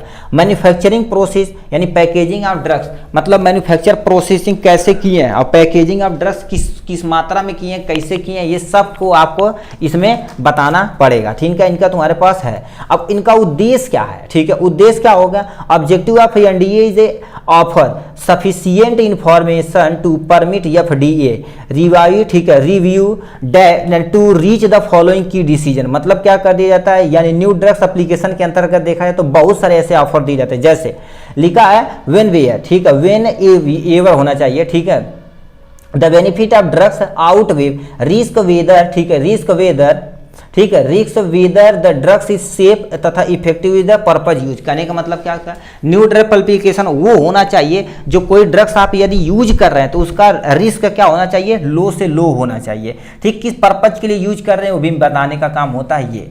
ठीक है, वेदर ड्रग्स पर्पज यानी ड्रग्स पर्पज लेबलिंग, यानी उसमें क्या होनी चाहिए, पैकेज इंसर्ट होना चाहिए, अप्रोप्रिएट इट्स कंटेंट। कहने का मतलब देखिए एक्चुअल में क्या होना चाहिए, जैसे मान लेते हैं आपके पास ऐसे ये पोर्शन में एक डिब्बी दवा की है, तो इस डिब्बी में उस ऐसे तुम्हारे पास लिफाफा होता है जिसमें ड्रग्स की पूरी इंफॉर्मेशन कब कैसे कितने मात्रा में ले सकते हैं, सारी इंफॉर्मेशन यहाँ पर होनी चाहिए न्यू ड्रग्स एप्लीकेशन के अंतर्गत। ठीक है, फिर क्या लिखा है, manufacture of the drugs are the, ठीक है, adequate to preserve the drugs identification होना चाहिए, स्ट्रेंथ उसकी कितनी है, कैसी क्वालिटी है, कैसी प्योरिटी, ये सब कौन मेंटेन करता है, आपका न्यू ड्रग्स एप्लीकेशन ही मेंटेन करता है। ठीक है, फिर क्या लिखा है, यानी FDA में क्या क्या कंटेंट होता है, उसमें फॉर्मेट क्या होता है ये बताना है आपको। ठीक है, लिखा इट रिक्वायर्स सबमिटेड द यानी application in CTD on format with the different sections. जैसे तुम्हारे पास FDA से तुम्हारे पास फॉर्म होना चाहिए, ठीक है, FDA फॉर्म होना चाहिए जो 300 जैसे नंबर होता है ना फॉर्म का, तो 365 नंबर होना चाहिए। ठीक, यूजर फ्री कवर सीट होनी चाहिए FDA। जैसे मान लेते हैं आप कोई डॉक्यूमेंटेशन लिए तो आपको ऐसे कवर अप होना चाहिए, ठीक है, ऐसे कवर होना चाहिए, फाइल जिसे बोलते हैं उसमें सारा चीज होना चाहिए, कवर लेटर होना चाहिए, ठीक है, और उसमें पूरी समरी होनी चाहिए, और केमिस्ट्री उसकी होनी चाहिए, मैन्युफैक्चर प्रोसेस होना चाहिए, कंट्रोल होना चाहिए, सब कुछ आपके पास मेंटेन होना चाहिए। सैंपल कैसा होना चाहिए, मेथड, ठीक है, मेथड वैलिडेशन होना चाहिए, पैकेज तथा लेबलिंग सब कुछ सुटेबल मात्रा में होना चाहिए किसी भी न्यू ड्रग्स एप्लीकेशन के अंतर्गत। नॉन क्लिनिकल फार्माकोलॉजिकल तथा टैक्सोलॉजिकल के भी इसमें कंटेन होना चाहिए। कास्ट रिपोर्ट टेबुलेशन भी होना चाहिए, बहुत सारी अदर इंफॉर्मेशन इसमें इंक्लूड होनी चाहिए। तो ये आपके पास होगा तो आपको FDA क्या करेगा, कंटेंट तथा फॉर्मेट क्या क्या चीज़ होना चाहिए, ये चीज़ होनी चाहिए न्यू ड्रग्स एप्लीकेशन के अंतर्गत। यहाँ से नेक्स्ट पे चलते हैं। ठीक, क्वेश्चन नंबर 9 आपके सामने ये रहा। ठीक है, इसमें कह दिया है write a note on poison act 1919, मतलब जो पॉइजन एक्ट है 1919 का, उसके बारे में आपको बताना पड़ेगा। ठीक है, तो लिखा है पॉइजन एक्ट 1919 में लिखा है, देखो इसके बारे में हम पहले पढ़ लेते हैं, फिर ऑब्जेक्टिव पढ़ लेते हैं। ठीक है, उसके बाद पोस्ट यानी क्या लिखा है, पोसेशन भी देख लेते हैं। तो इसमें क्या लिखा, ऑन 3 सितंबर 1919 में पॉइजन एक्ट को क्या कर दिया गया, पास किया गया था। किसके एक्ट 12, ठीक है, एक्ट नंबर 12 आप 1919 में। ठीक है, इन अंडर टू, ठीक है, combine and amend the law associated with the regulation of important post, यानी क्या लिखा है, पोस्ट यानी पैसन, ठीक है, पैसन सेल ऑफ पॉइजन। मतलब क्या कर देता 1919 में 3 सितंबर को, कितना 3 सितंबर को, ठीक है, पॉइजन एक्ट पास किया गया था, जो एक्ट नंबर कितना था 12 के अंतर्गत। इसमें क्या बताया गया था, कोई भी आपका ड्रग्स है उसे इंपोर्ट कैसे करना, उसे सेल कैसे करना, ये सब कुछ इसके अंतर्गत किया जाता है। ठीक, फिर क्या लिखा है, the central government regulate the import यानी import of poison in India, मतलब सेंट्रल गवर्नमेंट इसे रेगुलेट करती है कि पॉइजन को कितना आपको इंपोर्ट करना, कितना डिस्ट्रीब्यूट करना, कितना सेल करना, ये सब भी मेंटेन कराने का काम करती है सेंट्रल गवर्नमेंट ऑफ इंडिया।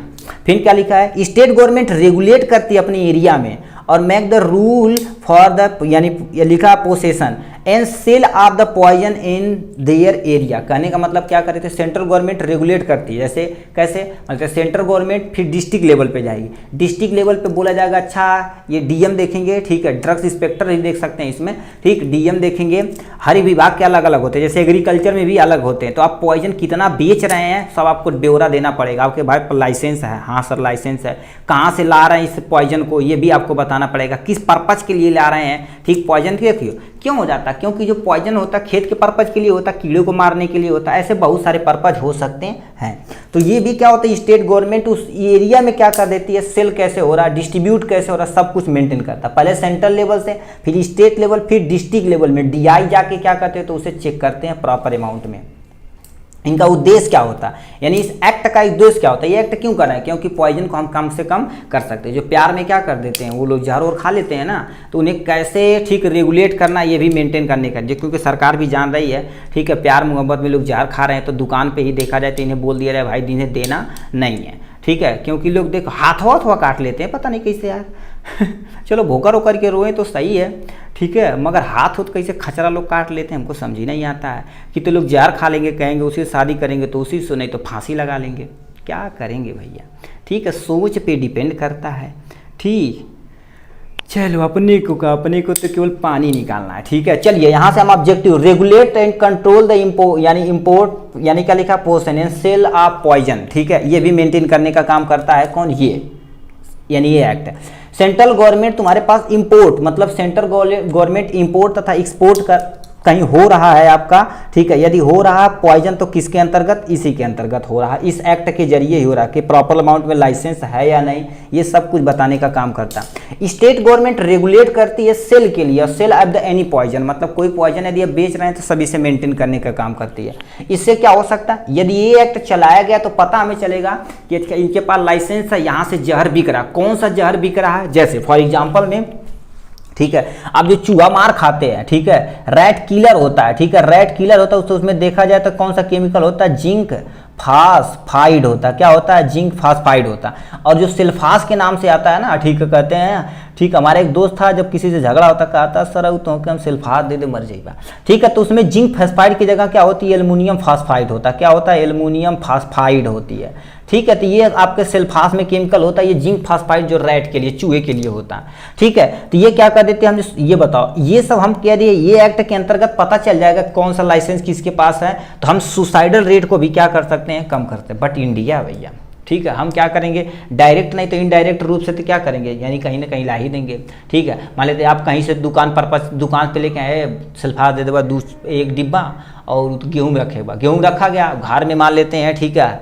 आपका ब्रेकअप हो गया, ठीक है, पैसा वैसा वहाँ पर मोबाइल में सब डाल दिए थे, ठीक, आईफोन खरीद के दे दिए थे, फिर दूसरे के साथ बतिया रही है तो बहुत ज़्यादा झटका लगेगा तो कहेंगे जहर खा लेते हैं, ठीक, तो आप पॉइजन खा सकते हैं, ठीक है, पॉइजन ऐसा करना नहीं चाहिए। देखिए आपको ज़िंदगी आप, ठीक है, देने वाला जब दूसरा तो आप लिए नहीं, कहा किसी और का नहीं है, ठीक है, अरे वो नहीं तो कोई और सही भाई, ठीक है, तो ये भी मेंटेन रखना पड़ेगा। यानी प्रोसेस में क्या आ जाते हैं, सेंट्रल गवर्नमेंट में भी रेगुलेट द पोज, यानी क्या लिखा है, possession of the specific poison to of the local area, मतलब उस लोकल एरिया में स्पेसिफिक पॉइजन को रखा जाता है जो ज़्यादा यूज होता है, जैसे सल्फास मान लेते हैं रूरल एरिया में है तो सल्फास दिया जाएगा, क्योंकि गेहूँ पर्पज के रखने के लिए, धान पर्पज के लिए, यानी बचाने के लिए।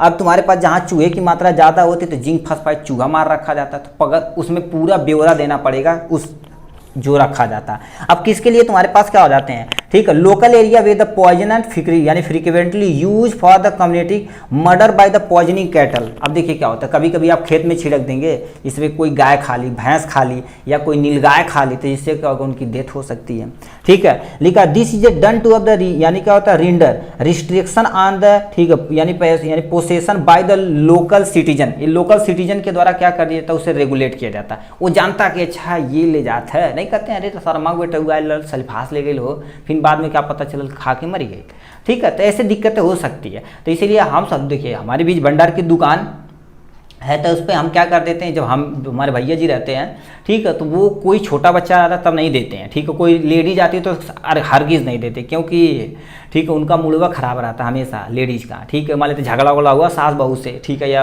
अपने आदमी से झगड़ा हुआ, जाके जहर खा लेंगी, कहेंगे जहर पे जाती खावे, ठीक है, तो ये सब हो सकता है, ठीक है। अब कैसे सेल करना, कैसे करना, आपके पास क्या होना चाहिए, ठीक है, यानी सेल मीन्स हमें जो कोई भी यानी एरिया में आप स्टेट गवर्नमेंट एनालाइज करेगी, उस एरिया में कितना जहर बिका वो मेंटेन आपको करना पड़ेगा। लाइसेंस होना चाहिए, लाइसेंस इशू रहेगा तो रद्द कर दिया जाएगा, और स्पेसिफिक पॉइजन दिया जाएगा यानी खरीदने के लिए, बेचने के लिए। मैक्सिमम क्वालिटी को क्या कर दिया जाए, ब्रेक कर दिया जाएगा। सिंगल पर्सन को हम क्या करेंगे, एक देंगे, ठीक। मेंटेन करता है सेल रजिस्ट्रेशन, ये सब मेंटेन करने का काम करता है, ठीक। All detail must be registered तथा इंस्पेक्टेड होना चाहिए, मतलब जितना जहर बेचें उसका रजिस्टर होना चाहिए। पॉइजन कंटेन लेबलिंग होना चाहिए वेसल तथा पैकेज पे सब एकदम डिटेल में, ठीक है। और क्या लिखा है, इंपोर्ट ऑफ पॉइजन, कहाँ से इंपोर्ट होता है। सेंट्रल गवर्नमेंट क्या होती है, authority the forbid for import of the any poison in India is not having the licence. मतलब क्या होता है, मतलब देखिए आप दूसरी कंट्री से मान लेते हैं, मंगा रहे हैं पॉइजन, तो आपके पास लाइसेंस नहीं है तो आप नहीं ले सकते हैं, ठीक है। अभी ऑफिस यानी तुम्हारे पास क्या होगा, यानी कितना पिलांती वगैरह लगा सकते हैं, ठीक है। लिखा है if someone of the violate और act she or he and she will be punish with the, ठीक है, यानी लिखा है इम्प्रिसोनमेंट फॉर 3 मंथ के लिए, मतलब आपके पास लाइसेंस नहीं है, यदि बेच रहे हैं तो 3 महीने के लिए आप जेल जाएंगे या 500 रुपये जुर्माना। 500 रुपये का, यहाँ तो अपने यहाँ सब लोग मामा वहाँ के यहाँ जाते हैं, गोड़ यदि रखते हैं, मामा नमस्ते, 500 बहाने से दे देते हैं ठीक है। ऐसो, ठीक है, सब्सिक्वेंट यानी लिखा है तुम्हारे पास कन्वेंशन प्री, ठीक है, impression meet 6 month of the fine 1000, मतलब यदि आपके पास लाइसेंस नहीं, आप कोई पर्सन को दे दिए, उसकी डेथ हो जाएगी तो आपको 1 साल 6 महीना या 1000 रुपये का जुर्माना हो सकता है, ठीक। तो यह कहाँ डरने वाले भाई, ये सब बड़े बड़े बिजनेस करोड़ों में खेल रहे हैं, तो 500-200 पे काज डरने वाले हैं, ठीक है। तगड़ा लगाना चाहिए 2-2, 3-3 लाख रुपए चलो ठीक है, नेक्स्ट आ जाते हैं। तुम्हारे पास क्या रखा है, यहां से गिव द ऑफेंस तथा पिलांटी अंडर द नारकोटिक तथा साइकोटिक सब्सटेंस एक्ट 1985, मतलब क्या होता है, ये आपके ऑफिशियल के बारे में बताना पड़ेगा, साइकोटिक तथा नारकोटिक ड्रग्स के बारे में, ठीक है। 10वां नंबर क्वेश्चन, तो ये लॉन्ग आंसर हमारे एटलीस्ट खत्म हो जाएगा यहाँ से, ठीक है। तो ये आपके सामने ये रहा क्वेश्चन का आंसर। इसमें क्या कह दिया भैया, लिखा नारकोटिक ड्रग्स तथा साइकोटिक ड्रग्स एक्ट 1985। अब कोई पूछेगा ये एक्ट कब आया था, तो 1985 में आया था। ये ड्रग्स ये करते क्या है, ठीक है, जैसे ओपीएम हो गया, जैसे कहते हैं यार चरस पी लेला काम भर दे, ठीक है, गांजा बांध ले, सुबह भांग लेला, भांग खा लेला तो ये सब होता है ना, तो वो एक्ट बनाया गया, ठीक है। देखो central act like OPM act 1957 में किया गया, तो ओपीएम एक्ट यानी 1878 में किया गया। डेंजर ड्रग 19, ठीक, मतलब जो खतरनाक ड्रग्स है 1930 में। वेयर द, ठीक है, वेयर द इनेक्टेड अब द लॉन्ग टाइम एगो, मतलब ये लंबे समय तक चलता रहा। फिर क्या देखा गया भाई, विथ द चेंजिंग यानी सरकमटेंस, ठीक है, सरकमटेंस एंड डेवलपमेंट, ठीक है, in the field illicit drugs traffic drugs abuse national तथा इंटरनेशनल लेवल पे किया गया। और तुम्हारे पास मैनी ड्रॉबैक देखा गया, come to notice said act, मतलब फिर जैसे देखिए इन सब में पहले क्या कर दिया, ये एक्ट आया था तो उसे फॉलो करता जाता, मगर लंबे समय के बाद देखा गया कि इस फील्ड में ट्रैफिक में लोग यूज कर रहे हैं कि लोग पाएंगे सिगरेट पियेंगे ऐसे उड़ाते, मतलब सिगरेटों पीते चलेंगे, गाड़ियों चलाते रहेंगे, अल्कोहल पी के गाड़ी चलाएंगे, ठीक है। तो ये सब बताओ देखते हुए कहा गया भाई ये तो बड़ा दिक्कत है, तो नेशनल तथा इंटरनेशनल लेवल पे उन्हें ड्रॉबैक देखने को मिला। फिर ये नोटिस दी गई भैया इन्हें, फिर ये आ गया, ठीक है, फिर आ गया आपका फटा पोस्टर निकला हीरो, ठीक है। तो गवर्नमेंट ऑफ इंडिया यानी है repeated this old act and passed the narcotic drugs and psychotic drugs substance 1985 में, मतलब जो पहले देखिए ये नशा वाली पदार्थ थी, मगर ठीक जो छोटे लेवल पे थे उन्हें पे कोई रूल वगैरह नहीं वर्क करता था, ठीक। फिर इन्हें हटा के क्या कर दिया 1985 में फिर इस एक्ट को लाया गया। ये एक्ट स्टेबलाइज किया गया था 14 नवंबर 1985 को, 14 नवंबर 1985 को ये लाया गया था। इसका उद्देश्य क्या था, ठीक है, इसका मेन उद्देश्य क्या था, लिखा है the amend and consolidate the law governing the use and यानी प्रीसेशन ऑफ नारकोटिक ड्रग्स, मतलब नारकोटिक ड्रग्स के अंतर्गत जो भी माप और दंड दिए गए थे, रूल दिए गए थे, उससे क्या करना, कवर अप करना आपका उद्देश्य बनता है।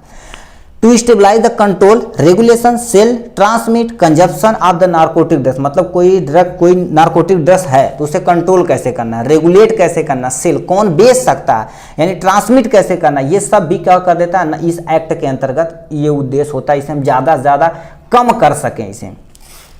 ठीक है, लिखा to stabilize a mechanical for implementation of the provision of the international convention तथा एन ठीक ऑन नार्कोटिक ड्रग्स, इसके बारे में यहाँ से बता दिया। ठीक है, ये हो जाएगा उद्देश्य के बारे में। और क्या दे रखा है इसी के बारे में, अब इसमें पिलांती वगैरह कितना लगती थी भी चाहिए ना, क्योंकि हमें पिलांती पूछी थी भाई। लिखा punishment for the offence related to narcotic and psychotic drugs has been enhance this act, इस एक्ट के अंतर्गत क्या क्या चीज हो सकती है। ठीक है, इसमें लिखा है कंट्रा, ठीक है, कंट्रावेंशन यानी contravention of the provision act in act rule there under the respect the, यानी क्या लिखा ओपी प्लांट। ठीक है, ये पोपी स्टेट होता, ओपियम होता, Poppy Coca plant manufacture drugs, मतलब इन्हीं से ये ड्रग्स यदि एक्ट की जाएगी कोई बिना लाइसेंस के करेगा तो उन्हें क्या होगा 10 से 20 साल की सजा हो जाएगी। लो भैया कहेंगे जेल में डाल देंगे यार।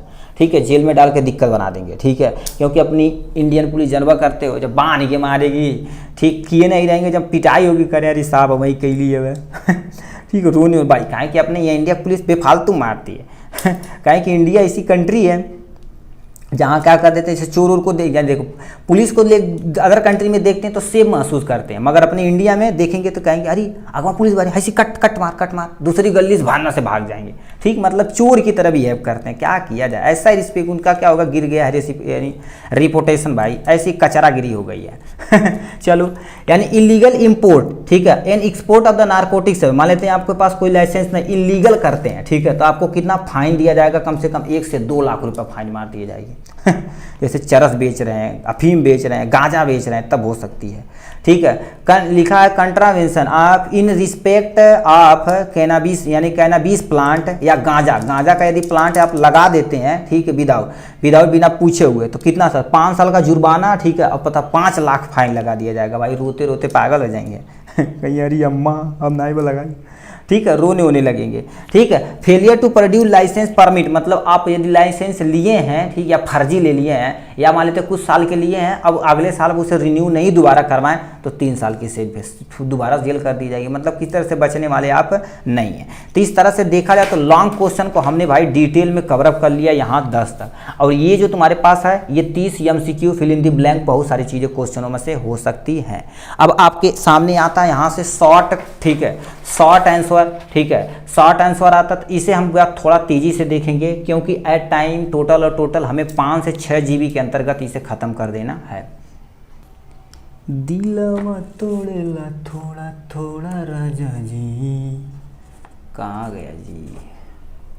ठीक, चलिए ये देखते हैं आपके पास शॉर्ट आंसर यहाँ से है। ठीक है, ये तुम्हारे पास क्या देखा, give the recommendation of the drugs inquiry committee. बहुत सारे मेरे भाई लोग इसे कहें कि सर ये आउट ऑफ सिलेबस है, ये आपके सिलेबस में नहीं है। ठीक, हमने बुक में भी देखा ये नहीं है, ठीक है, मगर ये 1-2 साल पूछा गया था, इसीलिए हमने इसे कंसीडर कर दिया। अब ये 2024 का सिलेबस है उसमें हम नहीं बता सकते हैं, ठीक है, और ये आपको हम क्या कर देते हैं, ब्लॉक कर देते हैं, मतलब आपका PDF में तो रहेगा, PDF में रहेगा मगर हम पढ़ा नहीं रहे हैं। ठीक है, हम दूसरे क्वेश्चन पे सीधे यहाँ से आ जाते हैं। What are the duty of PCI inspector, मतलब जो PCI इंस्पेक्टर होते हैं उनकी ड्यूटी क्या होती है, यहाँ से आपको बता देते हैं। ठीक है, यहाँ से लिखा है तुम्हारे पास PCI इंस्पेक्टर की ड्यूटी क्या होती है, तो सबसे पहले PCI इंस्पेक्टर क्या होते हैं इसे देख लेते हैं। ठीक है, तो लिखा है PCI inspector more commonly refer to as a PCI auditor, मतलब PCI इंस्पेक्टर जो होते हैं PCI ऑडिटर के द्वारा फार्मेसी काउंसिलिंग ऑफ इंडिया के ही द्वारा क्या कर दिए जाते हैं, रेगुलेट कर दिए जाते हैं।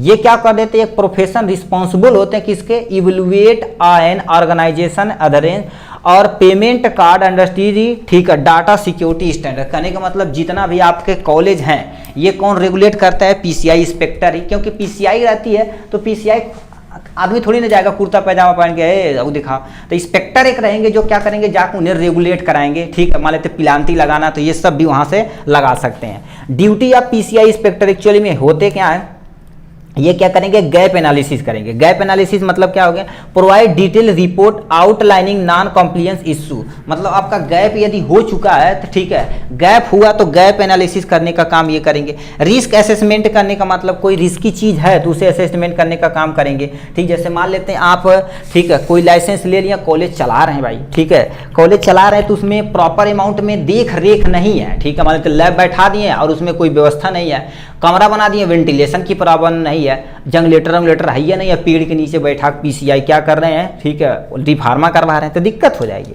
ठीक है, सिक्योरिटी टेस्टिंग इनका काम होता है। ठीक है, कि मान लेते कॉलेज खोल लिए हैं तो जो स्टूडेंट आने सिक्योरिटी कुछ है कि नहीं, जैसे मान लेते लैब में गए तो उनके लिए सेफ्टी के लिए कुछ है कि नहीं। ये पॉलिसी रिव्यू एंड डेवलपमेंट इसका वर्क है। ठीक है, और ट्रेनिंग तथा एजुकेशन इसका काम हो गया। डॉक्यूमेंटेशन तथा रिपोर्ट यानी रिपोर्टिंग करने का काम हो ये होता है इनके बारे में। ठीक है, कंटिन्यूअस, ठीक है, कंटिन्यूअस इम्प्लीमेंट, ठीक है, इम्प्लीमेंट यानी इम्प्रूवमेंट है, इम्प्रूवमेंट कराने का काम इन्हीं का है। ठीक है, तो ये हो गया क्वेश्चन इनके बारे में। नेक्स्ट पे हम चल देते हैं भन्न से। ठीक है, तो नेक्स्ट क्वेश्चन हमसे पूछा है, write a note on the education regulation. Education regulate को यानी एजुकेशन को कोई ना कोई रेगुलेट करता होगा ना, क्यों, कौन, पीसीआई करती है, तो उसी को क्या कर देना, यहाँ से हमें दिखाना। एजुकेशन रेगुलेशन 1900, ठीक है, 1991 में आया था, 1991 में आया था। ठीक है, अब ये कहते हैं क्या भैया, with the approval of the central government of pharmacy counselling of India make the education regulation in which they the maintain तथा minimum qualification need to the register of pharmacy. कहने का मतलब क्या कर देता है, एजुकेशन यानी रेगुलेशन देखा जाए तो सेंट्रल गवर्नमेंट के द्वारा अप्रूवल किया जाता है किसी भी फार्मेसी काउंसिलिंग ऑफ इंडिया, जिसे हम यानी पीसीआई बोलते हैं। ये पीसीआई एक एजुकेशन रेगुलेशन को देखती है और ये मेंटेन करती है कि किसी भी रजिस्टर फार्मासिस्ट के पास मिनिमम क्वालिफिकेशन और लाइसेंस होना चाहिए जिससे वो दुकान को रन करा सके। ठीक है, लिखा नेक्स्ट पॉइंट में लिखा द एजुकेशन रेगुलेशन 1991 में एडवाइस कर दिया गया था। मतलब क्या एडवाइस दी गई थी, पहला एडवाइस में क्या बोलता है, टाइप तथा period of the theoretical study और प्रैक्टिक यानी प्रैक्टिकल ट्रेनिंग होनी चाहिए। मतलब क्या हो गया, मतलब ये एजुकेशन रेगुलेशन में पीसीआई क्या बोला था कि किसी भी स्थिति में देखा जाता है थ्योरेटिकल तथा प्रैक्टिकल ट्रेनिंग ज़्यादा होना चाहिए। मान लो थ्योरी करें तो प्रैक्टिकली भी हमें करना सीखना चाहिए कि नहीं, मतलब थ्योरी पढ़ा रहे हैं प्रैक्टिकल रूम में कबो ले ही नहीं जा रहे हैं। ठीक, तो ये होना चाहिए। इक्विपमेंट तथा facilitated to be the provide for the student, मतलब कोई भी इक्विपमेंट है, ठीक है, तो उसे ज़्यादा क्या कहते हैं, इक्विपमेंट के जरिए दिखा के हमें बताना पड़ेगा। जैसे मान लेते हैं, ठीक है, आपको मान लेते हैं टैबलेट बनाना है, ठीक है, तो इसमें आपकी स्कूल में, ठीक है, ये टैबलेट को कैसे कंप्रेस किया जाता है, कैप्सूल को कैसे फिलअप किया जाता है, आपकी स्कूल में सब सारी चीज़ मशीन होगी। ठीक है, तो उसमें बताया जाता है, ठीक, इंग्रेडिएंट कैसे तैयार किया जाता है, ये सब कौन बताता है, यही बताता है। आपको पता नहीं है तो आप कैसे काम कर पाएंगे, नहीं कर पाएंगे। ठीक है, फिर क्या लिखा है, application of education regulation to state, कैसे स्टेट में करते हैं, तो ये क्या करते हैं, ठीक है, तो यहाँ से सेंट्रल गवर्नमेंट प्रोसीजर ये तो देख ही सकते हैं यहाँ से। एक्चुअली में देखा जाए तो मैनेजमेंट ऑफ प्रॉपर्टी, मतलब किसी भी, ठीक है, ड्रग्स यदि बना रहे हैं, ठीक है, एजुकेशन लेवल के लिए तो उसकी, ठीक है, यानी प्योरिटी क्या, ये भी मैंने तुम्हें रखना पड़ेगा प्रॉपर्टी के बारे में। कंडक्ट ऑफ इलेक्शन कंडक्ट करवाएंगे जिसे हम क्या बोलते हैं, ठीक, फार्मासिस्ट अध्यक्ष बोलते हैं, उन्हें रखना पड़ेगा हमें। ठीक, पावर तथा ड्यूटी या प्रेसिडेंट तथा वाइस प्रेसिडेंट की ड्यूटी यहाँ पर होनी चाहिए। प्रॉपर नहीं, ठीक है, रेगुलरली तुम्हारे पास क्या करना पड़ेगा, नहीं देख पा रहे हैं तो क्या वो कुछ समय के बाद अल्टरनेट टाइम पे आ सके। ठीक है, एजुकेशन देखा जाए तो पीसीआई के अकॉर्डिंग देखा जाए तो हमें क्या होगा, subject in diploma in pharmacy में, तो देखिए डिप्लोमा इन यदि फार्मेसी कर रहे हैं तो डी फार्मा फर्स्ट ईयर और सी फार्मा सेकेंड ईयर, तो डी फार्मा में इतने सब्जेक्ट आपके होने चाहिए, डी फार्मा सेकेंड ईयर में इतने सब्जेक्ट आपके होने चाहिए ही चाहिए। ठीक, तो ये हो जाएगा एजुकेशन रेगुलेशन 1991 में। ठीक है, नेक्स्ट पे आ जाते हैं। ठीक है, नेक्स्ट क्वेश्चन पूछ दिया, एक्सप्लेन स्टेट फार्मेसी काउंसलिंग, ये दो बार लिख दिया, बात एक ही है भाई, स्टेट फार्मेसी काउंसलिंग के बारे में बताना पड़ेगा। ठीक है, तो यहाँ पर लिखा है according to pharmacy act state pharmacy counselling is एक, ये लिखा constituent under each state government, मतलब हर एक देखा जाए, ठीक है, तो सेंट्रल गवर्नमेंट के द्वारा पहले स्टेट लेवल पे आता है। ठीक, तो स्टेट जो गवर्नमेंट होती है उसे क्या कर देती है, रेगुलेट करने का काम करती है। ठीक है, किसी भी फार्मेसी काउंसलिंग, जैसे पीसीआई बोल दिए, ठीक, पीसीआई है तो अब बताओ स्टेट लेवल पे कोई ना कोई होगा जो रजिस्ट्रेशन कराना पड़ रहा होगा आपको। ठीक है, जैसे मान लेते उत्तर प्रदेश है तो लखनऊ जाना पड़ेगा आपको, इसीलिए बोल रहा है। ठीक है, this counselling maintain the register for the pharmacist of state, मतलब उसके स्टेट में ही रजिस्ट्रेशन को, ठीक है, मेंटेन करने के लिए हम स्टेट फार्मेसी काउंसलिंग बैठा कर रखते हैं। ठीक है। फिर क्या लिखा है, लिखा है कॉन्स्टिट्यूशन, मतलब क्या होता है एक्ट 19 सेक्टर, ठीक है, सेक्शन 19 में देखा जाए तो फार्मेसी एक्ट 1948 में प्रोवाइड करा था कॉन्स्टिट्यूएंट तथा कंपोजिशन ऑफ स्टेट काउंसिलिंग। मतलब क्या कह रखा है, स्टेट जो फार्मेसी होती है एक्ट 1948 के तहत देखा जाए, ठीक है, 1948 के तहत देखा जाए तो कंपोजिशन क्या चीज होनी चाहिए, ठीक है, क्या क्या चीज होनी चाहिए, कॉन्स्टिट्यूएंट क्या होना चाहिए, ये बताने का काम करता है। इसमें देखा जाए तो कितने होते हैं, इसमें भी 3 मेंबर होते हैं, एक इलेक्टेड मेंबर होते हैं, नॉमिनेटेड मेंबर होते हैं तथा ईएक्स ऑफिसर मेंबर होते हैं। ठीक है, तो इन तीनों मेंबर पढ़ने के बाद हमें फंक्शन काम देख लेना एक्चुअल में क्या होता है। ठीक है, इलेक्टेड मेंबर में तुम्हारे पास 6 मेंबर होते हैं, इलेक्ट किए जाते हैं them self by the registered pharmacist of state, मतलब 6 मेंबर के द्वारा किया जाता है। ठीक है, यहाँ से इसे देख सकते हैं, ठीक है, इसे आप यहाँ से पढ़ सकते हैं। ठीक है, डी फार्मा क्या होना चाहिए, हम सीधे काम पढ़ लेते हैं। ठीक है, function of state maintain the register, मतलब क्या रजिस्ट्रेशन को मेंटेन करने का काम क्या होता है, स्टेट फार्मेसी काउंसिलिंग का होता है।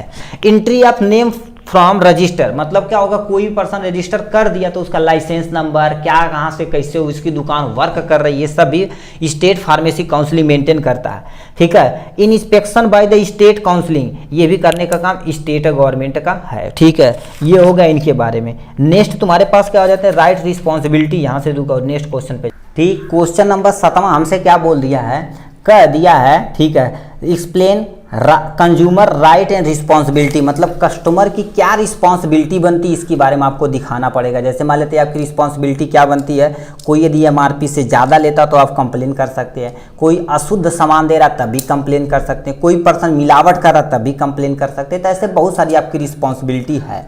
ठीक है, तो यहाँ पर क्या क्या रिस्पॉन्सिबिलिटी उसी को हम यहाँ दिखा दे रहे हैं। सबसे पहले रिस्पॉन्सिबिलिटी होती है रिस्पॉन्सिबिलिटी टू बी एवर, ठीक है, कस्टमर प्रॉपर चेक करें सेफ्टी क्वालिटी ऑफ प्रोडक्ट, यानी तुम्हारे पास क्या होती है सर्विस बिफोर द परचेजिंग, मतलब आप कोई चीज़ खरीदें, ठीक है, तो यानी परचेज करने से पहले उसकी सेफ्टी प्रॉपर चेक करें कि मतलब पैकेज खुला है कि नहीं, क्वालिटी कैसी है प्रोडक्ट, यानी प्रोडक्ट की क्वालिटी कैसी है, सर्विस के बाद हमारे घर पे आएगी टूटा फूटा नहीं है ना, तो वो भी मेंटेन करना पड़ेगा हमें, इसकी आपकी कस्टमर की रिस्पॉन्सिबिलिटी होती है। रिस्पॉन्सिबिलिटी टू थिंक इन, यानी क्या होगा, थिंक यानी इंडिपेंडेंटली, आप क्या कर सकते हैं, अलग हो के सोचिए उस प्रोडक्ट के बारे में सही है कि गलत है, ये आप पे कोई रोक नहीं सकता है। लिखा customer should be well confident about, ठीक है, what they of the want a need to their for the make independently choice, मतलब कोई पर्सन है उसे क्या चाहिए, कौन सा प्रोडक्ट चाहिए, ये सब कुछ क्या कर देते हैं। ठीक है, आप फ्री रूप से सोच सकते हैं, जैसे दुकान पे जाए ना होते प्रमोशन करते हैं, सर ये लीजिए बहुत अच्छा प्रोडक्ट है, ये बहुत अच्छा प्रोडक्ट है, तो उनके बारे में कुछ आप समझिए ना। ठीक है, अपना क्या रिस्पॉन्सिबिलिटी होती है, आपने खुद चॉइस कर सकें इंडिपेंडेंटली रूप से। रिस्पॉन्सिबिलिटी टू स्पीक आउट, मतलब क्या कर सकते हैं, आप स्वतंत्र रूप से प्रोडक्ट के बारे में गलत सही कुछ भी आप बोल सकते हैं। ठीक है, तो लिखा है तुम्हारे पास क्या लिखा है, buyer should be there fearless, ठीक है, to speak out their of the grievance and tell the trader, ठीक है, traders what they of the exactly want, मतलब तुम्हें क्या करना चाहिए, क्या जरूरत है, वो भी पूछ सकता है, हमें क्या जरूरत है, ठीक है, ये भी आपसे पूछ सकता है वो। ठीक है, यहाँ रिस्पॉन्सिबिलिटी आप कंप्लेन, आप यदि आप प्रोडक्ट ले लिए हैं, आप प्रोडक्ट आपको सही क्वालिटी नहीं लग रहा है, ठीक है, आप सेटिस्फाई उससे नहीं है, तो आप कंप्लेन कर सकते हैं। तो लिखा क्या होगा, customer responsibility to express and file the complaint about their डिस, यानी क्या होता है डिसर्टिफिकेशन, यानी क्या होगा डी, आप सर्टिफिकेशन नहीं है क्वालिटी ऑफ ऑब्जेक्ट के, तब भी आप कंप्लेन कर सकते हैं। नेक्स्ट मेरे बाद तुम्हारी रिस्पॉन्सिबिलिटी टू इथिकल, यानी इथिकल कंज्यूमर, इसमें भी क्या कर सकते हैं, इसमें क्या होता है दे शुड बी फेयर और नॉट, ठीक है, gang them self with any यानी डिफेक्टिव प्रैक्टिस, मतलब आपको क्या कर देना है, ठीक है, इथिकल कंज्यूमर की तरह काम करना है। यदि कोई आपकी जितनी रिस्पॉन्सिबिलिटी आप करिए नहीं मानता तो आप क्या कर सकते हैं, कानूनी अपराध के जरिए उन्हें क्या कर सकते हैं, जेल भी भिजवा सकते हैं। ठीक, ये हो जाएगा। ठीक है, नेक्स्ट में हमसे दे रखा है, ठीक, नेक्स्ट क्वेश्चन हमसे कह दिया क्लासिफिकेशन ऑफ मेडिकल डिवाइस की क्लासिफिकेशन करनी है। अब थोड़ा तेजी से चलते हैं।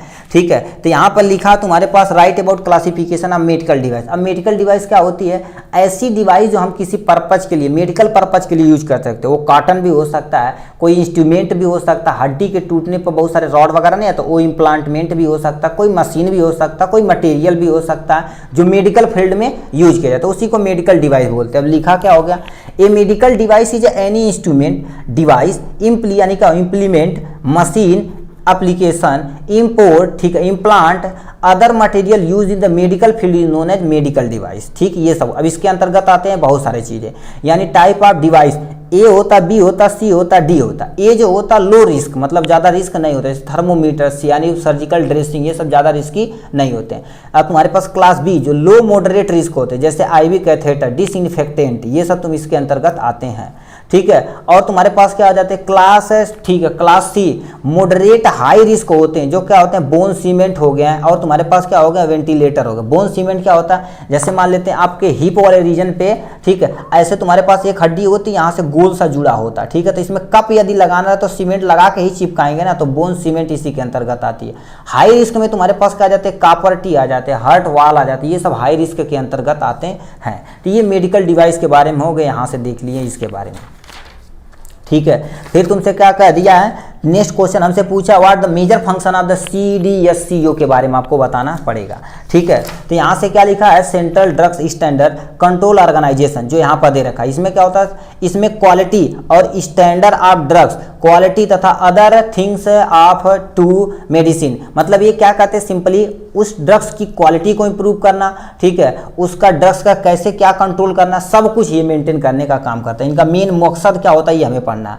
लिखा approval of the new drugs और क्लिनिकल ट्रायल, मतलब ये क्या कर देते हैं, न्यू ड्रग्स का अप्रूवल करते हैं तो क्लिनिकल ट्रायल के लिए मेंटेन करते हैं।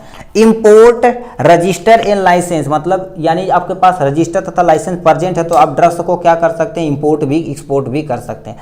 आल्सो लाइसेंस यानी approving the blood bank, vaccine, VLP, NDA product and medical device, मतलब ये क्या कर देते हैं, ये जो ऑर्गेनाइजेशन CDSCO होती है, किसी भी ब्लड बैंक का लाइसेंस देना, अप्रूवल कराना, वैक्सीन के लिए अप्रूवल कराना, सब कुछ ये अपना मेंटेन करती है। Amendment to DNC act and rule, मतलब क्या होता है अमेंडमेंट, मानते कोई दवा के बारे में आपको थोड़ा सा, ठीक है, शेड्यूल के अंतर्गत ये बदलाव करना और नया चीज़ या डालना पड़ेगा, तो अमेंडमेंट क्या कर सकते हैं आप आराम से डाल सकते हैं। Banning of drug and cosmetic, मतलब कोई ड्रग्स या कॉस्मेटिक आइटम आपको खराब लगता है तो उसे पूरी तरह से या पार्शली तरह से आप बैन कर सकते हैं। ठीक है, लिखा lab testing of new drug, मतलब जो ड्रग्स की टेस्टिंग होती है वो भी यहाँ पर आपको कराना पड़ेगा, क्योंकि बिना ड्रग्स की टेस्टिंग के बिना आप मार्केट में उसे उतार नहीं सकते हैं। ठीक है, बायोमेडिकल वेस्टेज क्या होता है इसके बारे में आ जाते हैं। ठीक है, इसमें क्या होती है बायोमेडिकल वेस्टेज मैनेजमेंट रूल 2016, इसमें क्या होती है बायोमेडिकल मतलब ऐसी, ठीक है, ऐसा वेस्टेज जो यानी हॉस्पिटल या किसी इम्यूनाइजेशन प्रोडक्ट या कोई ट्रीटमेंट के दौरान या डायग्नोसिस के दौरान ह्यूमन से निकल रहा या रिसर्च एक्टिविटी से निकल रहा, उसी को बायोमेडिकल वेस्टेज बोलते हैं। अब इसमें तुम्हारे पास 3-4 चीज़ आते हैं। मैनेजमेंट के लिए तुम्हारे पास सबसे पहले क्या करें, सिग्रीगेट, मतलब लोगों को अलग अलग किया जाता है। जैसे आप डिब्बा देखेंगे लाल वाला, ठीक है, yellow colour, white colour, blue colour, तो यानी सिग्रीगेट करना है, फिर कलेक्शन करना है, फिर ट्रांसपोर्ट कराना, फिर ट्रीटमेंट करना, फिर जाकर तुम्हें डिस्पोजल करना, तब इतने स्टेप में आपका क्या होगा मैनेजमेंट होगा। और उसके बारे में हमने क्या डिब्बा के अनुसार यहाँ से कर दिया है। ठीक है, और भी बायोमेडिकल वेस्टेज सिग्रीगेशन कैसे करना है, कलेक्शन कैसे करना, पैकेजिंग कैसे करना और लेबलिंग कैसे करना, यहाँ से आपको डिटेल में देख रखा, आराम से यहाँ से पॉज करके पढ़ सकते हैं। ठीक है, नेक्स्ट क्वेश्चन हमसे तुमसे क्या बोल दिया है, ठीक है, प्रेगनेंसी एक्ट। ठीक, नेक्स्ट क्वेश्चन पूछा मेडिकल यानी टर्मिनेशन ऑफ प्रेगनेंसी एक्ट 1971 में। ठीक है, इसमें क्या होता है medical termination of pregnancy act 1971 में रूल बनाया गया था 1975 में। इन्होंने क्या बोला, रेगुलेशन 1975 में इन्होंने यानी set standard for the certain case of the pregnancy termination by registered medical practiser, मतलब आप जो प्रेगनेंसी एक्ट बनाया गया, प्रेगनेंसी को कोई भी मेडिसिन देना, ठीक है, या आप ऑपरेट कराना विदाउट लाइसेंस आप नहीं कर सकते हैं, क्योंकि उसमें मदर और चाइल्ड दोनों के लिए क्या होती खतरा हो सकता है। ठीक है, ये this act extend all the state of India accept Jammu Kashmir, अपने इंडिया में सब जगह फॉलो किया जाता है, और ये जम्मू कश्मीर में फॉलो नहीं किया जाता, क्योंकि अभी इस समय फॉलो किया जाता, क्योंकि जब ये 70 धारा हटा तो उसके बाद यहाँ से फॉलो करना स्टार्ट कर दिया गया। ठीक है, अब आप इसका उद्देश्य क्या होता है, ठीक है, अबॉर्शन को कम कर सके, ठीक है, लार्ज नंबर ऑफ अनसेफ, जो तुम्हारे पास अनसेफ अबॉर्शन होते हैं उसे कम कर सके, जिससे मदर आराम से ट्रीट यानी सही हो सके। ठीक है, यानी मोर्टेलिटी तथा यानी मोर्टिविटी मतलब जन्म दर तथा मृत्यु दर को हम क्या कर सकते हैं, मेंशन कर सकते हैं। लीगल एबॉर्शन हमें कराना पड़ेगा। Promote the access safe abortion, ठीक है, फॉर यानी वुमेन के लिए, ठीक है। ये क्या होता है, तब बहुत सारे ऐसे सेक्शन हो गए, इसमें पेनल्टी भी आप लगा सकते हैं, लिखा है पेनलाइज्ड अंडर इंडियन पेनल, ठीक है, सेक्शन 315 316 के तहत आप पेनल्टी भी लगा सकते हैं यदि कोई ऐसे खोल के बैठा हुआ है तो, ठीक है। नेक्स्ट पे आ जाते हैं, ठीक है। नेक्स्ट क्या दे रखा है, 12 नंबर हमसे क्वेश्चन पूछ दिया, right a note general requirement for ठीक ऑफ ब्लड बैंक, मतलब आप ब्लड बैंक खोले तो जनरल रिक्वायरमेंट क्या होगी इसके बारे में आपको बताना। तो सबसे पहले यानी ब्लड बैंक क्या होता है, ब्लड बैंक ऐसा सेंटर होता है जहां पर ब्लड को गैदर इकट्ठा किया जाता है, किसके द्वारा, डोनर के दिया जा रहा है, और उसे स्टोरेज कर दिया जाता है। जब जरूरत पड़ती ब्लड के ट्रांसफ्यूजन को तब हम उसे क्या कर देते हैं, यूज करने के लिए देते हैं। Blood banking include type of blood, अलग अलग तरह के क्या होते हैं ब्लड यानी प्रेजेंट होते हैं विदाउट इन्फेक्शन, ठीक है, इन्फेक्शन लेस, मतलब आपको उसमें कोई इन्फेक्शन नहीं होती है, ठीक। इसमें ब्लड ग्रुप जैसे ए बी ए, ठीक है, ए बी और ओ, ऐसे बहुत सारे ब्लड ग्रुप वहां से प्रेजेंट रहते हैं, जिससे रिक्वायरमेंट होती तो हम ले लेते हैं, ठीक है। अब ब्लड बैंक में क्या क्या रिक्वायरमेंट यानी रिक्वायरमेंट होनी चाहिए, ठीक है। तो यहाँ पर क्या होना चाहिए, स्पेस देखा जाए तो यहाँ पर 10 मीटर नहीं, एक्चुअल में इसे क्या होना चाहिए 100, ठीक है, 100 मीटर स्क्वायर होना चाहिए, 100 मीटर स्क्वायर का एरिया होना चाहिए, किसके लिए, आपको ब्लड बैंक के लिए, ठीक है। मेन पावर मतलब टेक्निकल इशू यानी मेन पावर सप्लाई, जैसे मान लेते हैं इलेक्ट्रिसिटी के बावजूद यानी क्या होती है, ठीक है, लिखा अच्छा मेन पावर है, ठीक है, यहाँ पर मेन इलेक्ट्रिसिटी यहाँ पर है, यानी कोई एक प्रोफेशनल होना चाहिए जो लैब में टेक्निक यानी लैब टेक्नीशियन वेल ट्रेन होना चाहिए, ठीक है। ब्लड बैंकिंग यानी नो एक्स्ट्रा एम्प्लॉय की रिक्वायरमेंट होती है। इलेक्ट्रिसिटी देखा जाए तो इलेक्ट्रिसिटी के साथ साथ एक जनरेटर की भी व्यवस्था होनी चाहिए। इक्विपमेंट में रेफ्रिजरेटर होना चाहिए, ट्रांसपोर्ट यानी ट्रांसपोर्टेबल आइस पैक, मतलब एक ऐसे पैक होता है जिसमें हम ब्लड को क्या करें, एक जगह से दूसरे जगह ले जाते हैं। ऐसे मान लेते हैं यहाँ से 2-4-10 किलोमीटर ले जाना तो आइस पैक बॉक्स होता है। कैरियर बॉक्स होना चाहिए, माइक्रोस्कोप तथा सेंट्रीफ्यूगल मशीन होनी चाहिए, ठीक है। और भी तुम्हारे पास पीपेट होना चाहिए, टेस्ट ट्यूब यानी रैक होना चाहिए, ग्लैप्स होना चाहिए, ठीक है, ग्लास ट्यूब होना चाहिए, रबर टीयर होना चाहिए, स्प्रिट, ये सब भी होना चाहिए। और तुम्हारे पास रिएजेंट एंटी, ठीक है, एंटी तुम्हारे पास रिएजेंट होना चाहिए, ए बी ये सब चीज़ होना चाहिए। डिसइंफेक्टेंट के तौर पे तुम्हारे पास रूम में यानी डिसइंफेक्टेंट के लिए ब्लीच करना पड़ेगा, हाइड्रोक्लोरिक फिनॉल वगैरह मारना पड़ेगा, ठीक है। स्टोरेज के लिए हमारे पास क्या होगा, ब्लड आइस पैक होना, तो पैक स्टोरेज होना चाहिए, ठीक है। अब तुम्हारे पास ट्रांसपोर्टेशन की भी व्यवस्था होनी चाहिए जो एक जगह से दूसरे जगह ले जा सके।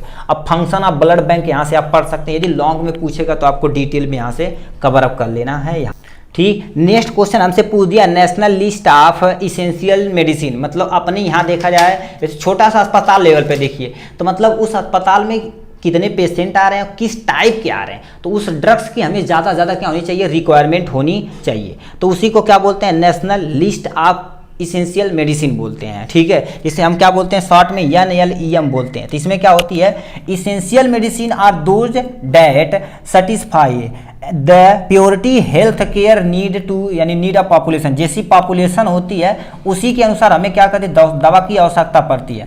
इसमें डिजीज के अकॉर्डिंग क्या करना पड़ेगा, उसे हमें क्या करना पड़ेगा, स्टोरेज करना पड़ेगा। सेफ्टी भी बहुत जरूरी है, कंपेरेटिवली टू कास्ट इफेक्टिव, मतलब जो हमारे पास कॉस्ट होना चाहिए कम से कम होना चाहिए, ठीक है। दे शुड बी एबल यानी अवेलेबल, ठीक है, इंडिविजुअल तथा कम्युनिटी फार्मेसी में अफोर्ड कर सके, क्योंकि सस्ता रहेगा तो आप आराम से अफोर्ड कर सकते हैं, ठीक है। और तुम्हारे पास क्या लिखा यानी लिखा है मेडिसिन यानी लिखा medicine are intend to the available, ठीक है, अवेलेबल अमाउंट, मतलब सिंपल सा क्या होना चाहिए, सबके पास वो हर एक हॉस्पिटल पे या छोटे से छोटे क्लिनिक पे उस दवा का क्या होना चाहिए, उपस्थिति होनी चाहिए।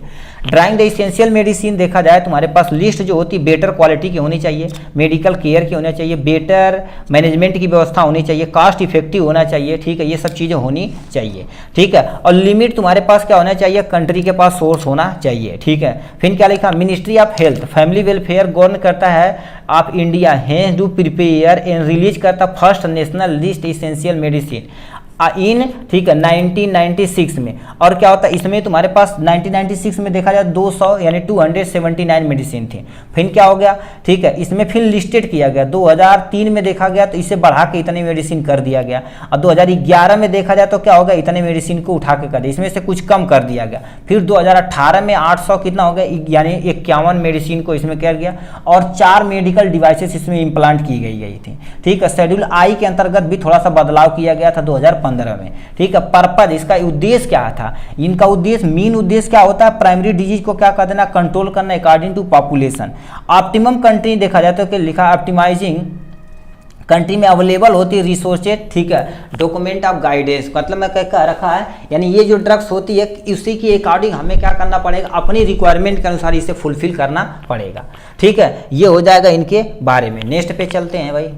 ठीक, नेक्स्ट क्वेश्चन हमसे 14 नंबर क्वेश्चन पूछ दिया, write the list of the poison substance. ये पॉइजन सब्सटेंस होती है उसकी लिस्ट क्या होती है, इसकी दो लिस्ट होती है, list A list B. List A में आपको इतनी सारे ड्रग्स को रखा जाता है, इसमें से जो मेन है उसी को याद रखिएगा। जैसे तुम्हारे पास क्या हो गया, एकोनीट हो गया, एका यानी एकोनिन हो गया, आर्सेनिक हो गया, ट्रोफिन हो गया, बेल्डोना हो गया, कोका होगा, पोटेशियम साइनाइड हो गया, और क्या होगा, डाईमॉर्फिन हो गया जिसे हीरोइन के नाम से जानते हैं, डिजिटैलिस, लेड, ये सब तुम्हारे इसके एग्जाम्पल होगा। यानी लिस्ट बी में देखा जाए तो इतने तुम्हारे पास ड्रग्स के अंतर्गत आते हैं। ठीक है, ये हो गया इन सब चीज़ों के बारे में। अब हम क्या कर देते हैं, इन सबको क्या कर देते हैं, जो पीडीएफ रहेगा उसमें हम इंक्लूड कर देंगे। ठीक है, क्योंकि वीडियो ऑलरेडी लेंदी हो चुका, हमें अपलोड करने में भी दिक्कतें होती है। अब तुम सोचो, ठीक है, क्योंकि हम लोड करते हैं जो रात में नेट आता तो, ठीक है, अब तो स्पीड तो उसकी जान ही रहे हैं। ठीक है, तो हम क्या कर देते हैं, अब सोचो 1-2 बजे उठेंगे, कम से कम 3-4 बजे तक उसे क्या करना पड़ेगा, अपडेट करते करते करते करते एचडी फॉर्म में हमें अपलोड करना पड़ता है। ठीक है, तो उसे भी हमें देखना पड़ेगा। ठीक है, तो यहाँ पर आप explain the manufacture of food according to FSSAI, और कौन कौन सी यानी डॉक्यूमेंट रिक्वायरमेंट होती है, इसके बारे में यहाँ से आपको क्वेश्चन को अटेम्प्ट करना है। ठीक है, स्टोरेज कैसे करना है ये भी आपको कर देना है। ठीक है, ड्रग्स कंट्रोल प्राइस यानी ऑर्डर जो होता है 2013 में किया गया था इससे, तो ये सबको आपका आंसर पीडीएफ में मिल जाएगा। ठीक है, अपने मेन मुद्दे पर आते हैं यहाँ से। ठीक है, हम यानी जो 1 नंबर का क्वेश्चन था, ठीक है, 1 नंबर का क्वेश्चन था, यहाँ से क्या बोले थे, 1 नंबर का 30 जो क्वेश्चन उसे अच्छे से अटेम्प्ट करते हैं। ठीक है, एमसीक्यू। ठीक है, इसमें पार्ट सी में पहला क्वेश्चन पूछा है, the first PCI was the यानी कॉन्स्टिट्यूएंट इन द ईयर, मतलब पहली बार तुम्हारे पास जो पीसीआई आई थी तो कब आई थी, 1948 में। कब आई थी, 1948 में आई थी। इस पे मार देंगे। लिखा father of pharmacy education in India, तो तुम्हारे पास क्या होते हैं, एम.एल. सर्राफ जी थे, एम.एल. ठीक है, यहाँ से क्या हो जाएंगे, एम.एल. सर्राफ जी हैं, तो इस पर आपको क्लिक कर देना। Minimum qualification for the registration of pharmacist, तो मिनिमम क्वालिफिकेशन करने के लिए आपको क्या चाहिए, ठीक है, रजिस्ट्रेशन के लिए डी फार्मा होना चाहिए। ठीक, CGMP का फुल नेम लिखना। C से तुम्हारे पास क्या होता है, करेंट हो जाएंगे, ठीक है, और G से तुम्हारे पास क्या हो जाएंगे, गुड हो जाएंगे, M से तुम्हारे पास क्या हो जाएंगे, मैन्युफैक्चरिंग हो जाएंगे। ठीक है, जो आप फर्स्ट ईयर में भी आप पढ़े होंगे मैन्युफैक्चरिंग, और P से तुम्हारे पास क्या हो जाएगा, प्रैक्टिस हो जाएगा, तो ये इसके फुल नेम हो जाएंगे यहाँ से। ठीक है, 5वां नंबर क्या पूछा, the drugs inspector appointment by, मतलब ड्रग्स इंस्पेक्टर किसके द्वारा अपॉइंटमेंट किए जाते हैं, वो सेंट्रल तथा ठीक है स्टेट दोनों के द्वारा किए जाते हैं। तो बोथ A एंड B पे आपको टिक मार देना यहाँ से। ठीक है, फिर क्या लिखा, एजुकेशन रेगुलेशन, 1948 में मेंटेन द, ठीक है, maintain the pharmacy regulation in India, जाहिर सी बात ये करते हैं, ये हो जाएगा। ठीक है, ये हो जाएगा इसके बारे में। फार्मेसी एक्ट 1948 में आया था, जो पहले बता दिया गया था, यहाँ से आपको आ जाएगा। ठीक है, यहाँ से आ जाएगा इसके बारे में। ठीक है, फिर क्या लिखा है, full name of the P यानी पीसीआई, पी से तुम्हारे पास क्या होता है, फार्मेसी। ठीक है, यहाँ से फार्मेसी, सी से तुम्हारे पास क्या होता है, काउंसलिंग होता है, आई से तुम्हारे पास क्या हो जाएगा, India, pharmacy counselling of India हो जाएगी।